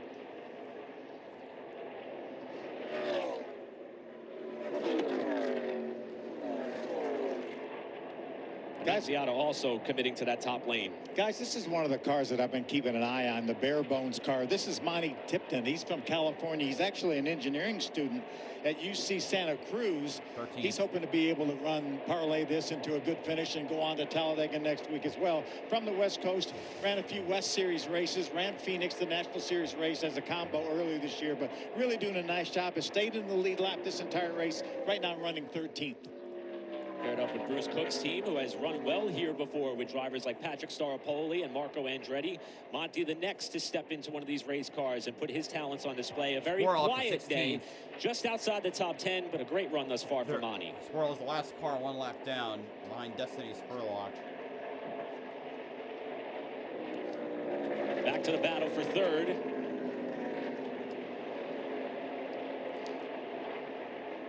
Meanwhile, the gap between the top 2 has started to close just a little bit between Ruggiero and Wood, as Dye continues to work the top side of 1 and 2 to try to close it on Bowman for 3rd. Well, it's not too long ago we saw Jack Wood make that pass on Bowman, and he's been able to scoot away and get, if anything, even closer to the leader, Gio Ruggiero. Meanwhile, you know, Bowman's had Daniel Dye held up for quite a while here, you know, not being able to make the pass on the 20 car, and that's created a huge gap from 3rd all the way to the battle for the lead. Jack Wood has gained a half a second on the lead in the last 2 laps. That last lap he was 0.3 of a second faster than Gio. The lap before that he was 0.2 of a second faster. From Ruggiero. And we got a caution. Caution. Oh, just as Dye tried to get a run. And it's Cletus McFarlane. Is it a spinner? No, it's blown engine. Cletus has blown his engine. Shut the motor off, Cletus. Shut the motor off. Second time that we have seen a car go up in smoke, and this time it is Cletus McFarlane who is running in the top 10 at the time. What a tough break. Doing such a nice job. A solid top 10 effort. Sorry, boys. Racing with some really good cars. Everyone else. Oh, and Andy Jankowiak appears to have some damage as well. The 71 has put some oil down on the racetrack. Front damage. Jankowiak was running behind Cletus there on the racetrack, so bit of a shame. I mean, heck of a save to keep that car still in one piece by Cletus. You saw a lot of that in that Rockingham race, and he's got the car control thing down. As you see the safety crew looking at the car, and it's a there with a lot of damage to Andy J. Jankowiak. I didn't realize Jankowiak was running an 11th spot just behind Cletus at the time of the incident. And a lot of damage there on the Kloss Motorsports number 71 after Andy and company were so enthusiastic about their chances for a good day coming into this race.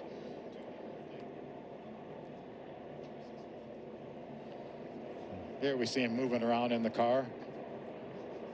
Huge disappointment for Cletus. Such a good run going.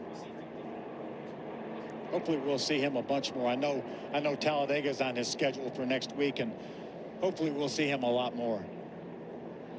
An unbelievable personality with an incredible following and a lot of car control. Maybe not in stock cars for a long period of time, but he certainly knows how to wheel a vehicle. And as you said, Austin, he proved it there, being in that position that you can't really train for. You know, having that much fluid on the tires, ripping around this racetrack and not getting that car to fully go around. He's one of the best Crown Vic drivers we have in the country right now. So an unfortunate ending for Cletus McFarlane's day after a mechanical problem with both he and Andy Jankowiak in trouble. Man. Caution is out for the 4th time. McFarlane may be done, but we've got more to come here at Kansas. Really good fade, though.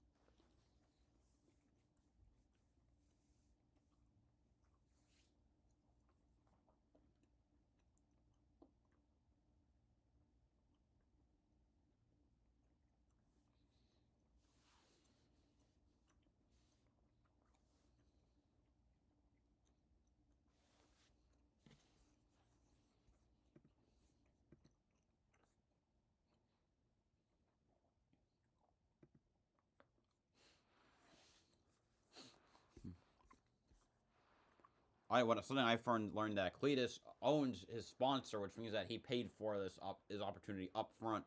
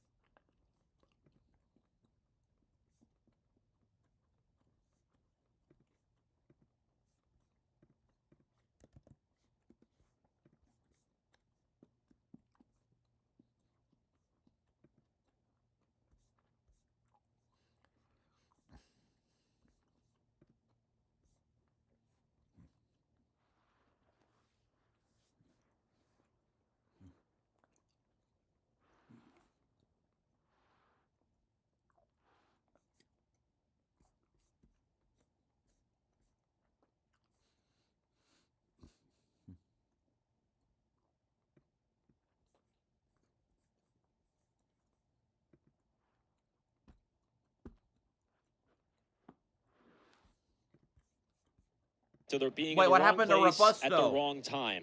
Robusto Cletus getting McCollum was hauled running off to 10th the at the garage. time through the tri-oval when things went catastrophically wrong. Right Okay, after right at the start finish line, you can see the smoke right there. And look, immediately oil on the racetrack.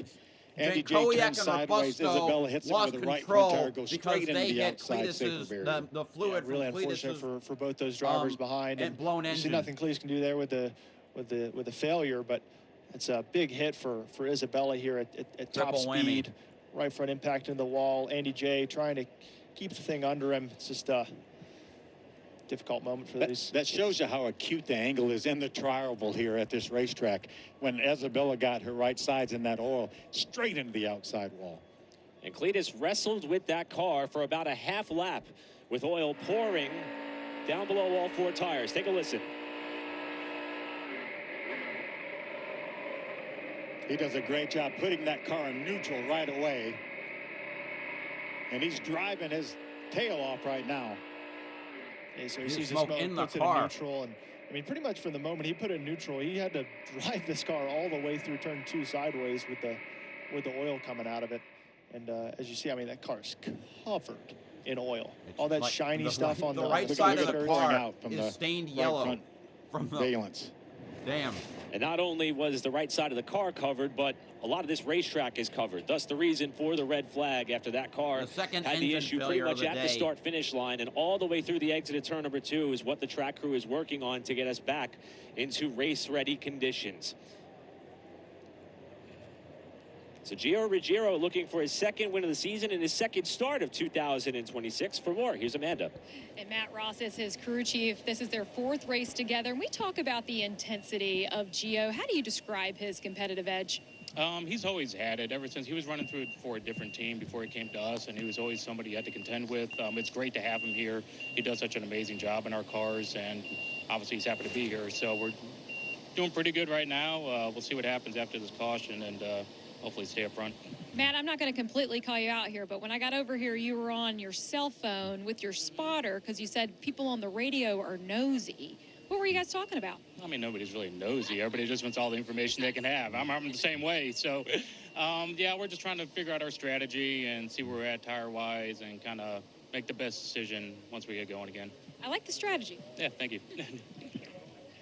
Thanks, Amanda. Now, we talked about Gio having success already this season with that victory at Daytona, and it wasn't a race that he and his team dominated by any stretch. He had to survive some carnage. Yeah. Jake Finch was leading, had control of the race late in the race, got turned around there, and an ill-timed bump draft. Came to the checkers with Jake Bowman and Daniel Dye chasing him down, but he started off his season with the victory at Daytona. Slated to run a lot of these types of racetracks for this organization in 2026, along with his full-time stint in the Craftsman Truck Series. Doing a great job over the Truck Series. New crew chief Jeff Stankiewicz calling the shots for Gio. He's had top three finishes already this season in the Craftsman Truck Series.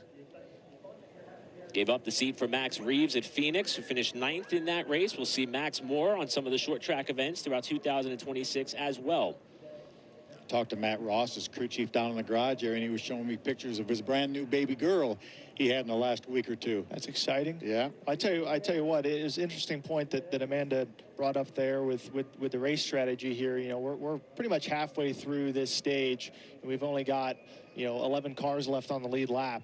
You have a chance to take tires maybe, and is that, the secrecy, is there a chance to bolt those on? Is everybody else going to do it? Because you don't want to be the last one left on the old stuff. So I think there's definitely sounds like there's some decisions to be made from the crew chiefs here. And one variance that we're going to see between today's race and tomorrow, the ARCA Menards series does not have a choose rule in effect. Only the leader could pick the inside or outside for a restart. Everyone on the odd number position will start on the inside, even on the outside, just like the old school way we used to do it in the Cup Series. And that is going to matter a lot with the amount of speedy drive that they have laid down in turns 1 and 2. If you're running in 4th, 6th, 8th, you're going to be forced to restart in that top lane. You may have to tiptoe through 1 and 2 for the first time all day. I'll tell you what, even this race still has about 20 laps left in it with green flag running maximum. I'm happy I'm not in Group 1 of Cup practice, because that speed drive is still going to be down. That's a lot of oil that got laid down there from the front stretch all the way through turns 1 and 2. And to your point, Aaron, I mean, these guys and girls are going to have to deal with this for many, many laps. And as wide as this racetrack is, a lot of the 3-wide racing we saw was in turn 1 and 2 on the launches of the restarts. That's definitely going to play a factor in what lanes you're running and what decisions you're going to make for this restart. And the track crew's doing everything they can to help get us back underway. While we sit under this red flag, let's check in with the driver who's going to get the free pass by virtue of this most recent caution, making her ARCA National debut, Destiny Spurlock. Yeah, we didn't test this, so let's see if Destiny can hear us. Hey, Destiny, Phil Parsons and the boys in the Fox booth. You got a copy? Yes, I got a copy. Well, you're doing a great job out there. Good news is you're going to get the free pass, get put back on the lead lap here, up in the top 15. What do you think about Kansas Speedway so far with your limited amount of stock car experience? So far, I am loving Kansas. I'm learning and getting better each lap I go around. I'll try, the high side, the middle, the low. I know what I'm working with. My team has been great. They've put me in a really great car. So we're going to go ahead and keep going for this top 10 finish. Well, we love that, and we're going to be looking forward to you watching you on your motorcycle, your drag motorcycle, your pro stock at the U.S. Nationals at Indy later this year on Fox Sports. Yep, that's right. So if you guys love NHRA Pro Stock Motorcycle, make sure you tune in. Well, we appreciate you talking to us. Great job. Finish it off, Destiny. Thank you so much. Have a great day. Unbelievable effort. NHRA Pro Stock Motorcycle Division has not had a race since the opening race at where was it? Gainesville. So they did Firebird, they did Pomona. So the next race is the 4-wide nationals in next week, actually, which will have the return of the Pro Stock motorcycle.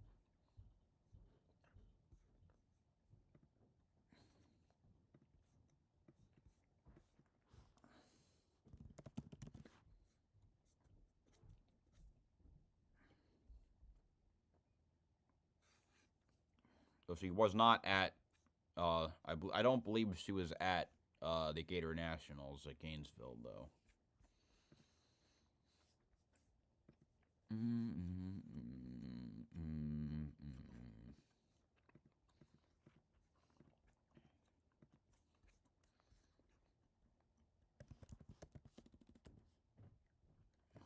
Nope.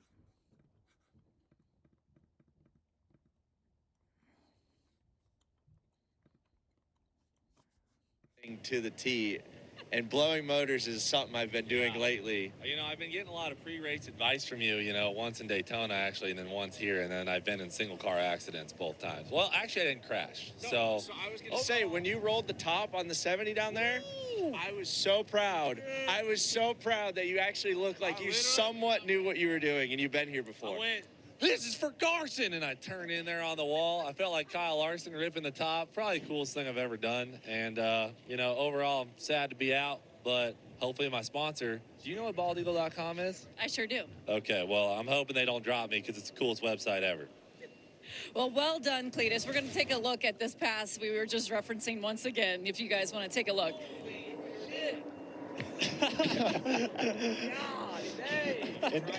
In total fairness, watching this, if that was Kyle Larson, he would have fit up top of I've it. ever seen ARCA my has whole entire life. There is an ARCA truck series. God dang. Well known. We're getting there.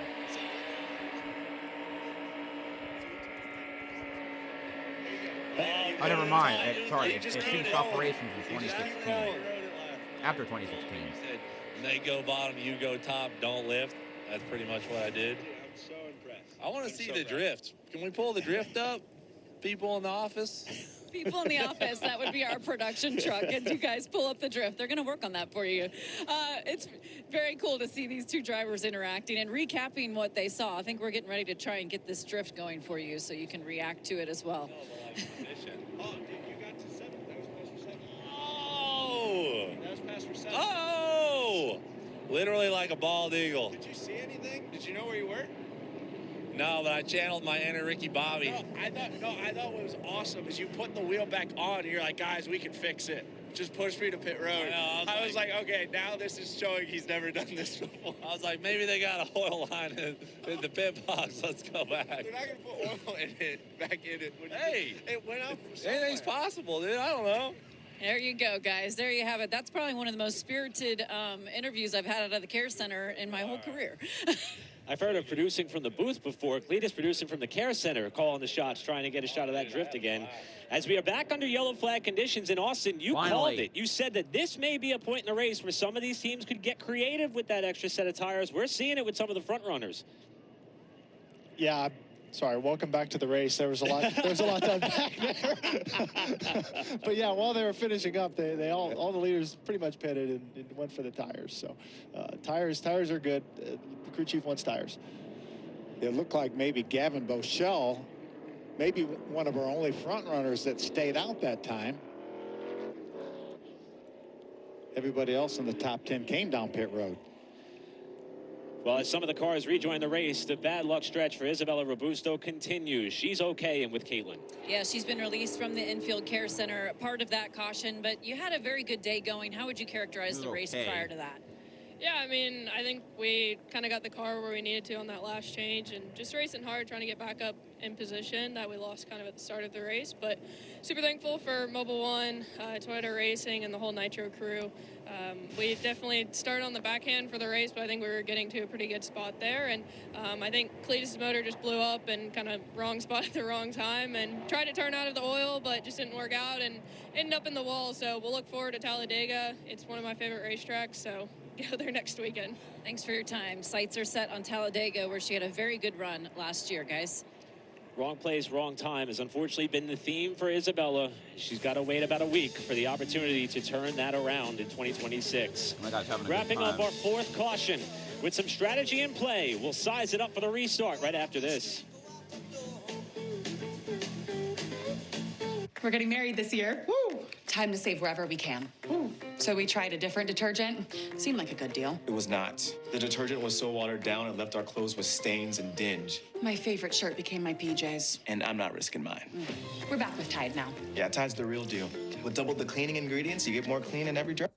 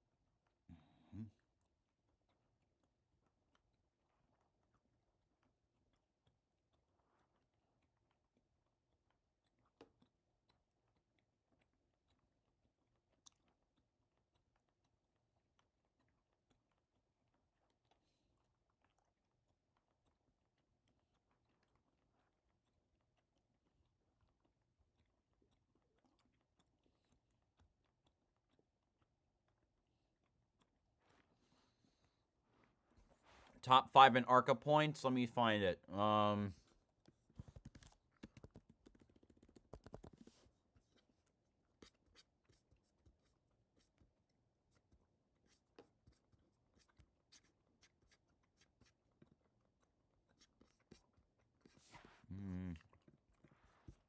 It's going to be a ways back in March where I typed it up.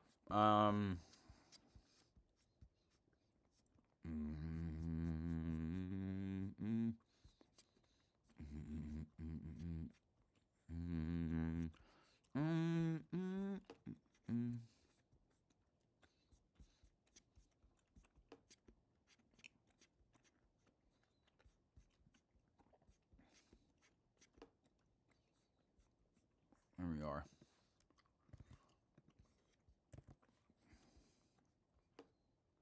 Okay.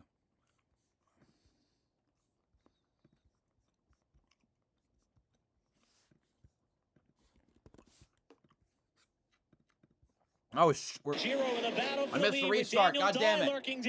Ruggiero leads the field off a 2. Daniel Dye and Jack Wood battling for second. Ruggiero clear to the lead. Wood trying to toe the top side to get up to second as Dye slips off the bottom. Abadizian up to 4th. I think it was so important. Ruggiero pulling away. Second, whether it be but Jack Wood Wood in or Daniel second. Dye, inside his 20 laps to go here to chase down Gio Ruggiero. Laney Bice on the bottom. Bit of a slip there by Jake Bowman.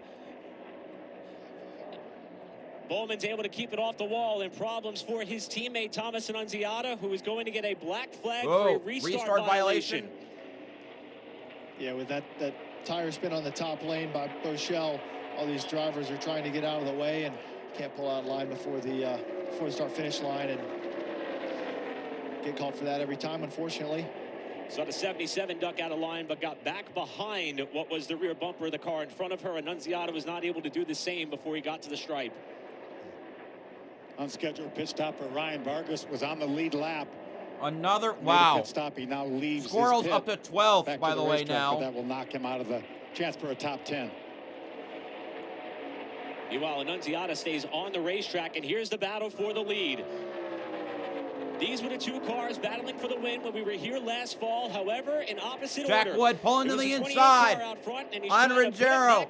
Oh, can he hold it? No, he can't. In 1 and 2. Remember we talked but at it's the top of the close. show. I actually said, I thought I said 34 of the last 42 races they've won, and here they are fighting it out again. All right. Wood trying to size up that run off of turn 4 as Ruggiero's car pushes up off the 4th corner, and Wood's got another run through the tri-oval. Yeah, turn 1 and 2 is a very difficult pass to make on the bottom, especially with a couple laps on tires. Trying again. He's going to go and try it again. Last time he didn't quite make it to the white line. This time he gets closer to it, able to hook that line. 91 still off the pace. Meanwhile, for 4th and why are they 5th right why are they there cut and away? 6th. Okay, Here we are, Wood to the inside. in 3. Ruggiero holds the inside. Can he clear? Yes, he does. Jack Wood, for the first time since the start of the race, takes the lead at Kansas.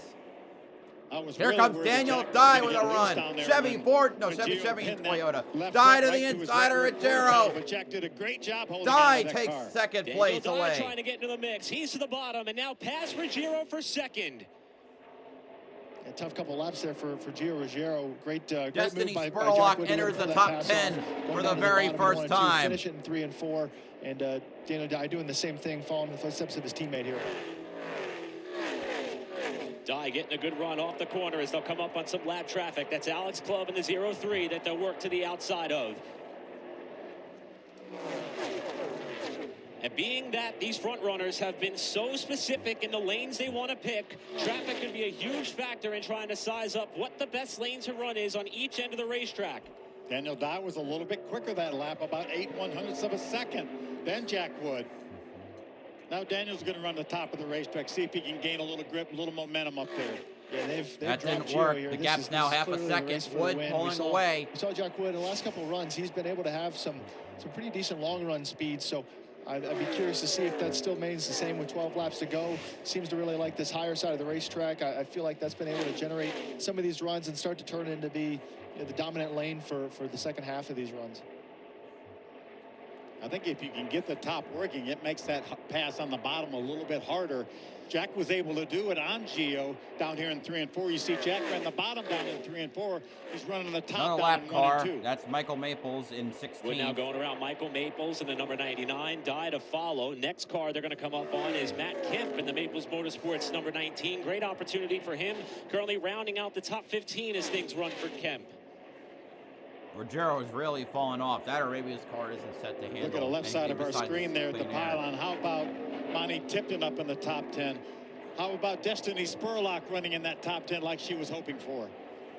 And our buddy Squirrel McNutt running 12th, just one lap off the leaders. Going around the 19, that is Matt Kemp. There's Destiny right there doing a nice job. Destiny, of course, able to avoid the incident that took out Cletus McFarland, Andy Jankowiak, and Isabella Robusto, also benefiting from Annunziata having to pit to serve the restart violation penalty. Currently rounding out the top 10 with 10 laps to go in this race.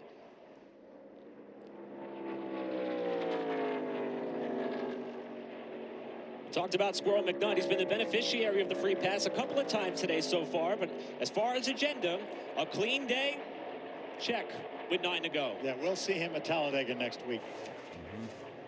Yep, he spun in both of his last back two in starts, so this is an position. improvement.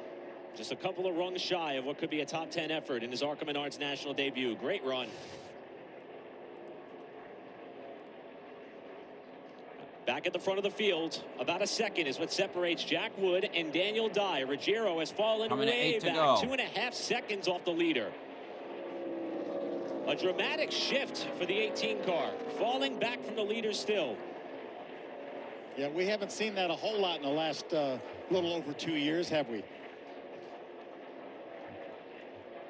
These two drivers at the front of the field are putting on a rapid pace, basically matching each other's lap times. Meanwhile, they're about 4/10 quicker than Gio Ruggiero behind. Actually, Laney Bice faster than Gio by about 3/10. To get to third, if they made an that'd be adjustment on pretty that nice. last stop, or didn't like the handle, maybe the track went away, but a really tough tough stint here. Squirrel for goes another Gio. lap Meanwhile, down. Jack Wood being able to make that lead, just a little bit bigger as he works lap traffic just a little bit better than Daniel Dye. Yeah, these top two cars running some fast laps, as you mentioned. They actually ran their fastest lap after this most recent restart we had.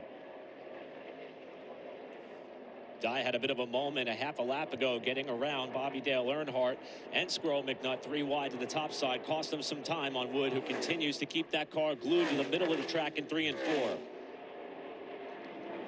Yeah, Jack's just counting the laps down, looking for that first win in this 28 car.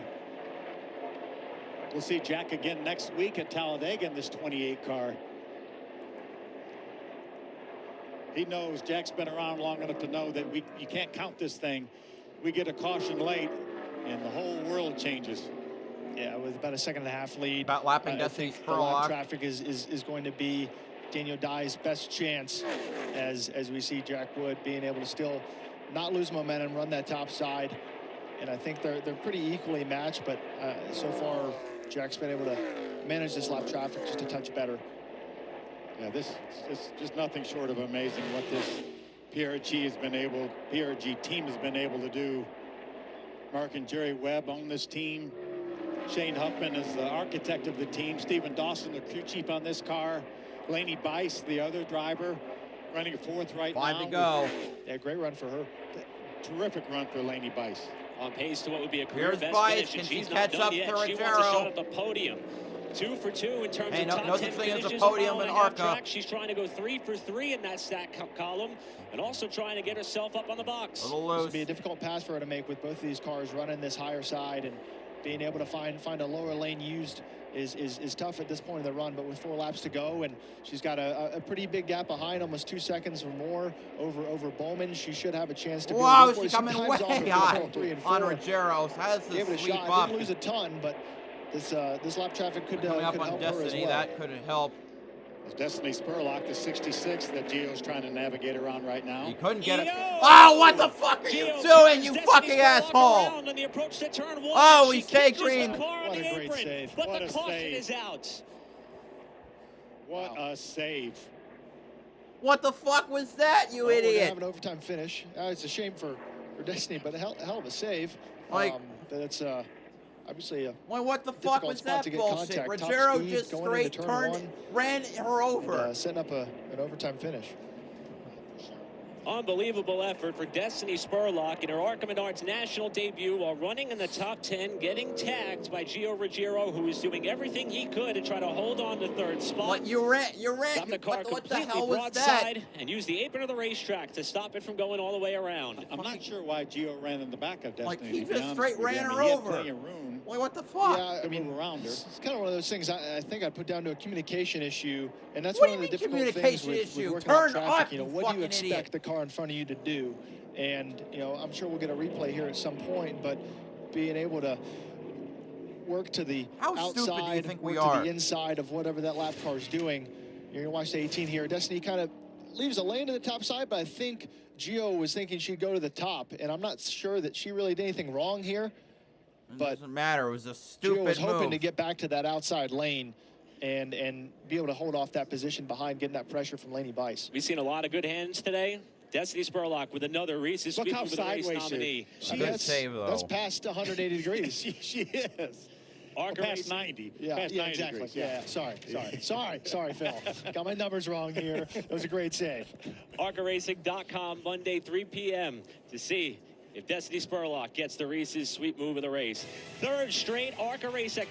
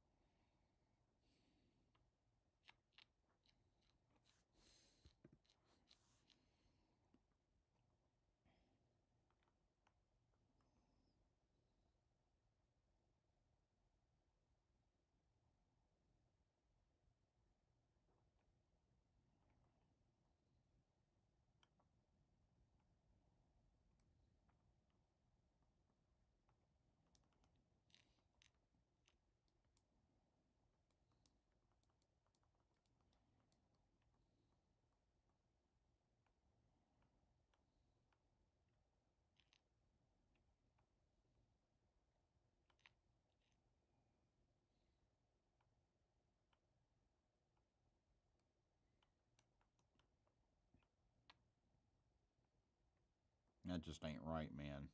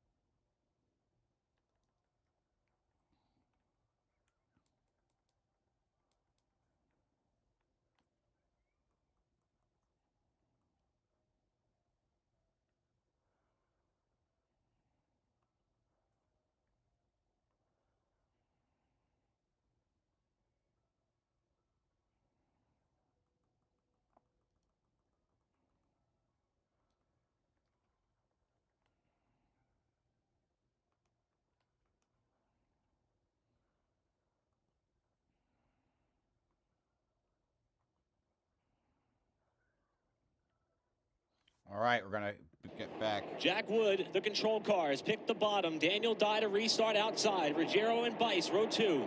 Yeah, they're on old tires here. This outside lane has seemed to struggle all day on these restarts. 2 laps or 1 lap, I forget for ARCA. Restart of Jack Wood's life right here. Here we go.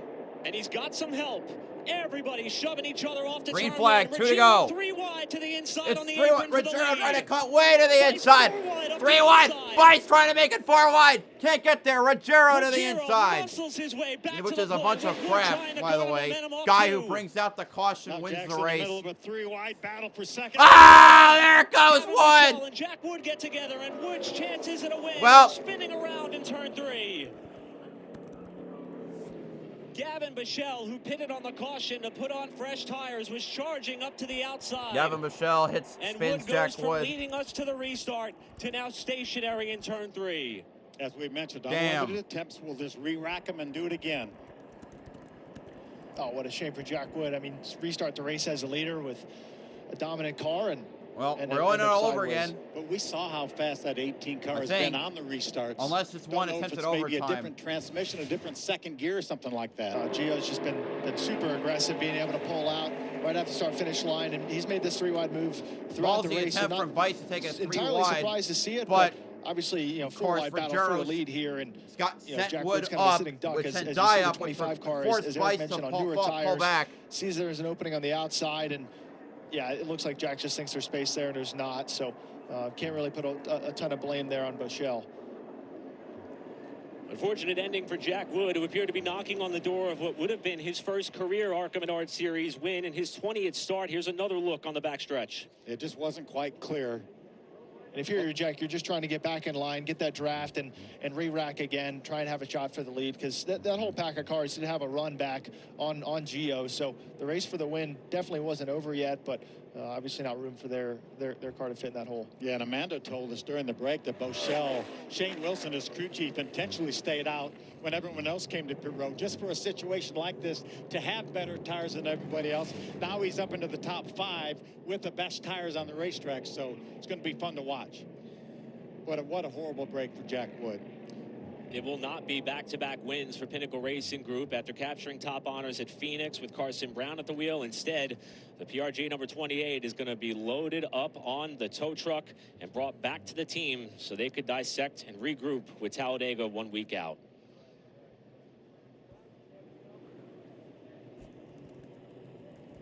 Wood led the second most laps of this race, 39, behind current leader Gio Ruggiero, who continues to parade the field.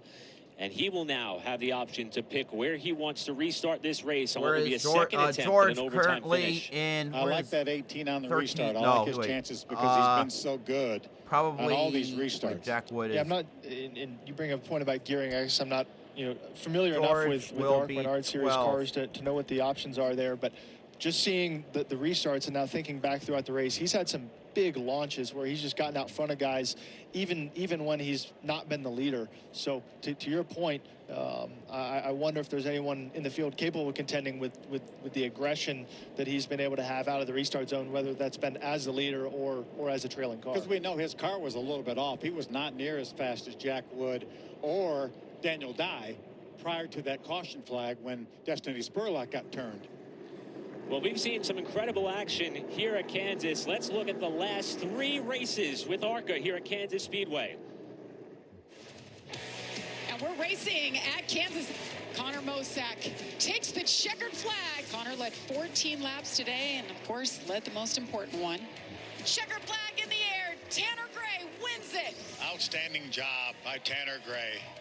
Flawless on every restart, dominating the event. Brendan Queen wins. A sweep of the heartland for Brendan Butterbean Queen. He wins. First driver ever to sweep both ARCA races in a season.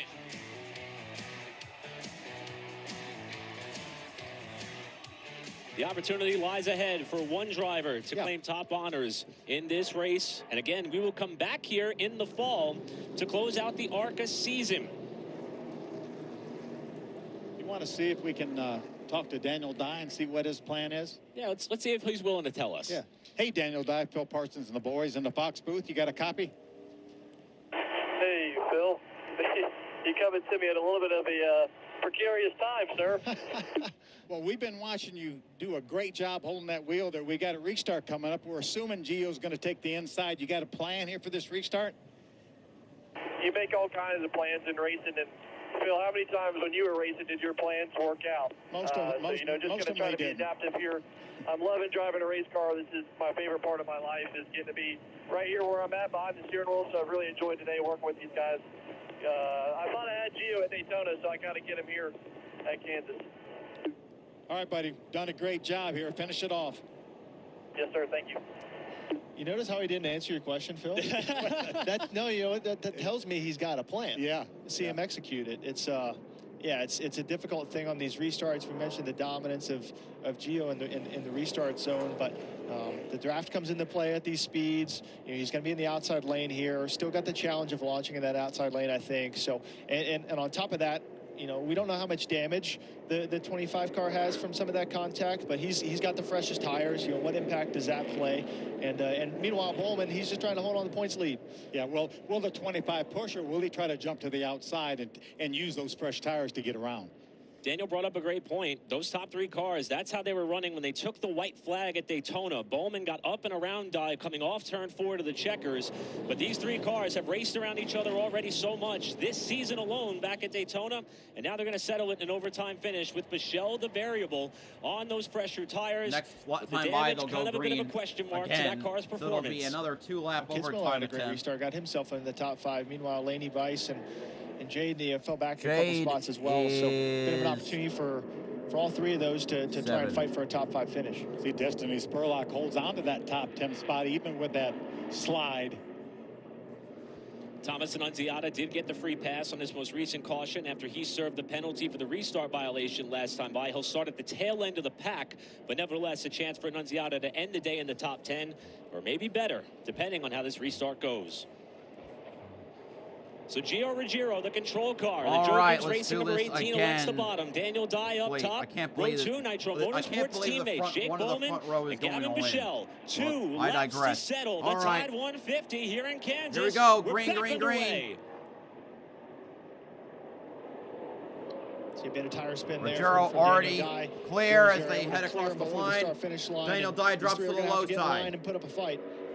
Yeah, Daniel's going to dive in behind Gio. See, Laney Bice grabs the 4th spot. Nice. From Bochelle. Michelle back to 5th. Here's Gio trying to break the draft in the back straightaway with Dye now mounting a charge on the top side. The tires have cooled off for these guys here. All right, white flag. Last lap at caution. Kansas. White flag in the air for Gio Ruggiero. Was 1 spot shy of a win here last fall. Dye trying to close. There's Daniel never Dye been trying a to run the last lap middle pass lane. in an ARCA race Ruggiero at holding the Kansas. bottom. Here they come up at 2. Side in 3 and 4. See if he can do it again here. Look, actually, really, Let's see what kind of block this might not Gio's be gonna over. use here. Dye's trying Bowman to make a lurking in move. 3rd if something happens with the front 2. Continuing to Final run corner. high. Ruggiero holds lip low, and I think that's going to be it. Dye's got to run. Ruggiero watching Coming up off the a hill, 4. but Yep, it's that's not gonna it. happen. Gio Ruggiero, Win after number crashing 2 a in car to bring out the 2026 for caution, Gio Ruggiero, who wins the capitalizes Tide 150. and wins at Kansas. What a tool. And it was all predicated by the previous restart. Not even that restart, the one before that. That's where he crap, wrestled man. the lead away. 2 for 2 for Gio in 2026. Daniel His Dye career second, win, Jake second Bowman win in a third, Gavin row after Michelle not running the fourth, Laney Phoenix Weiss race. fifth, Jason 53rd Kitzmiller career win sixth, for Jade Joe Abedizian Gibbs in Racing. seventh, Monty Tipton in 8th, Thomas Annunziata in 9th, Destiny Spurlock in 10th. And for the fans, Squirrel McNutt 25th finishes different driver in to 12th. win at Kansas. It will give And us our first repeat winner of Cletus wants to 2026. settle for 20th. 3 races in, heading back to a super speedway in 1 week's time. And at one point, this driver called. That's messed, man. That's fucked. Anyway, thanks for those who came out to watch, especially those for Cletus and Squirrel. Always glad to have all of you come in. And I'm sure you'll all be back for Talladega, and I can't wait to show that to y'all as well. Hopefully later today I'll be able to show the O'Reilly Auto Parts Series race, the Kansas Lottery 300. And also don't forget to watch the IMSA race at Long Beach today at 4 p.m. Thanks everyone who showed up. Hope to see you next time. BowserJrXD signing off. Have a good one.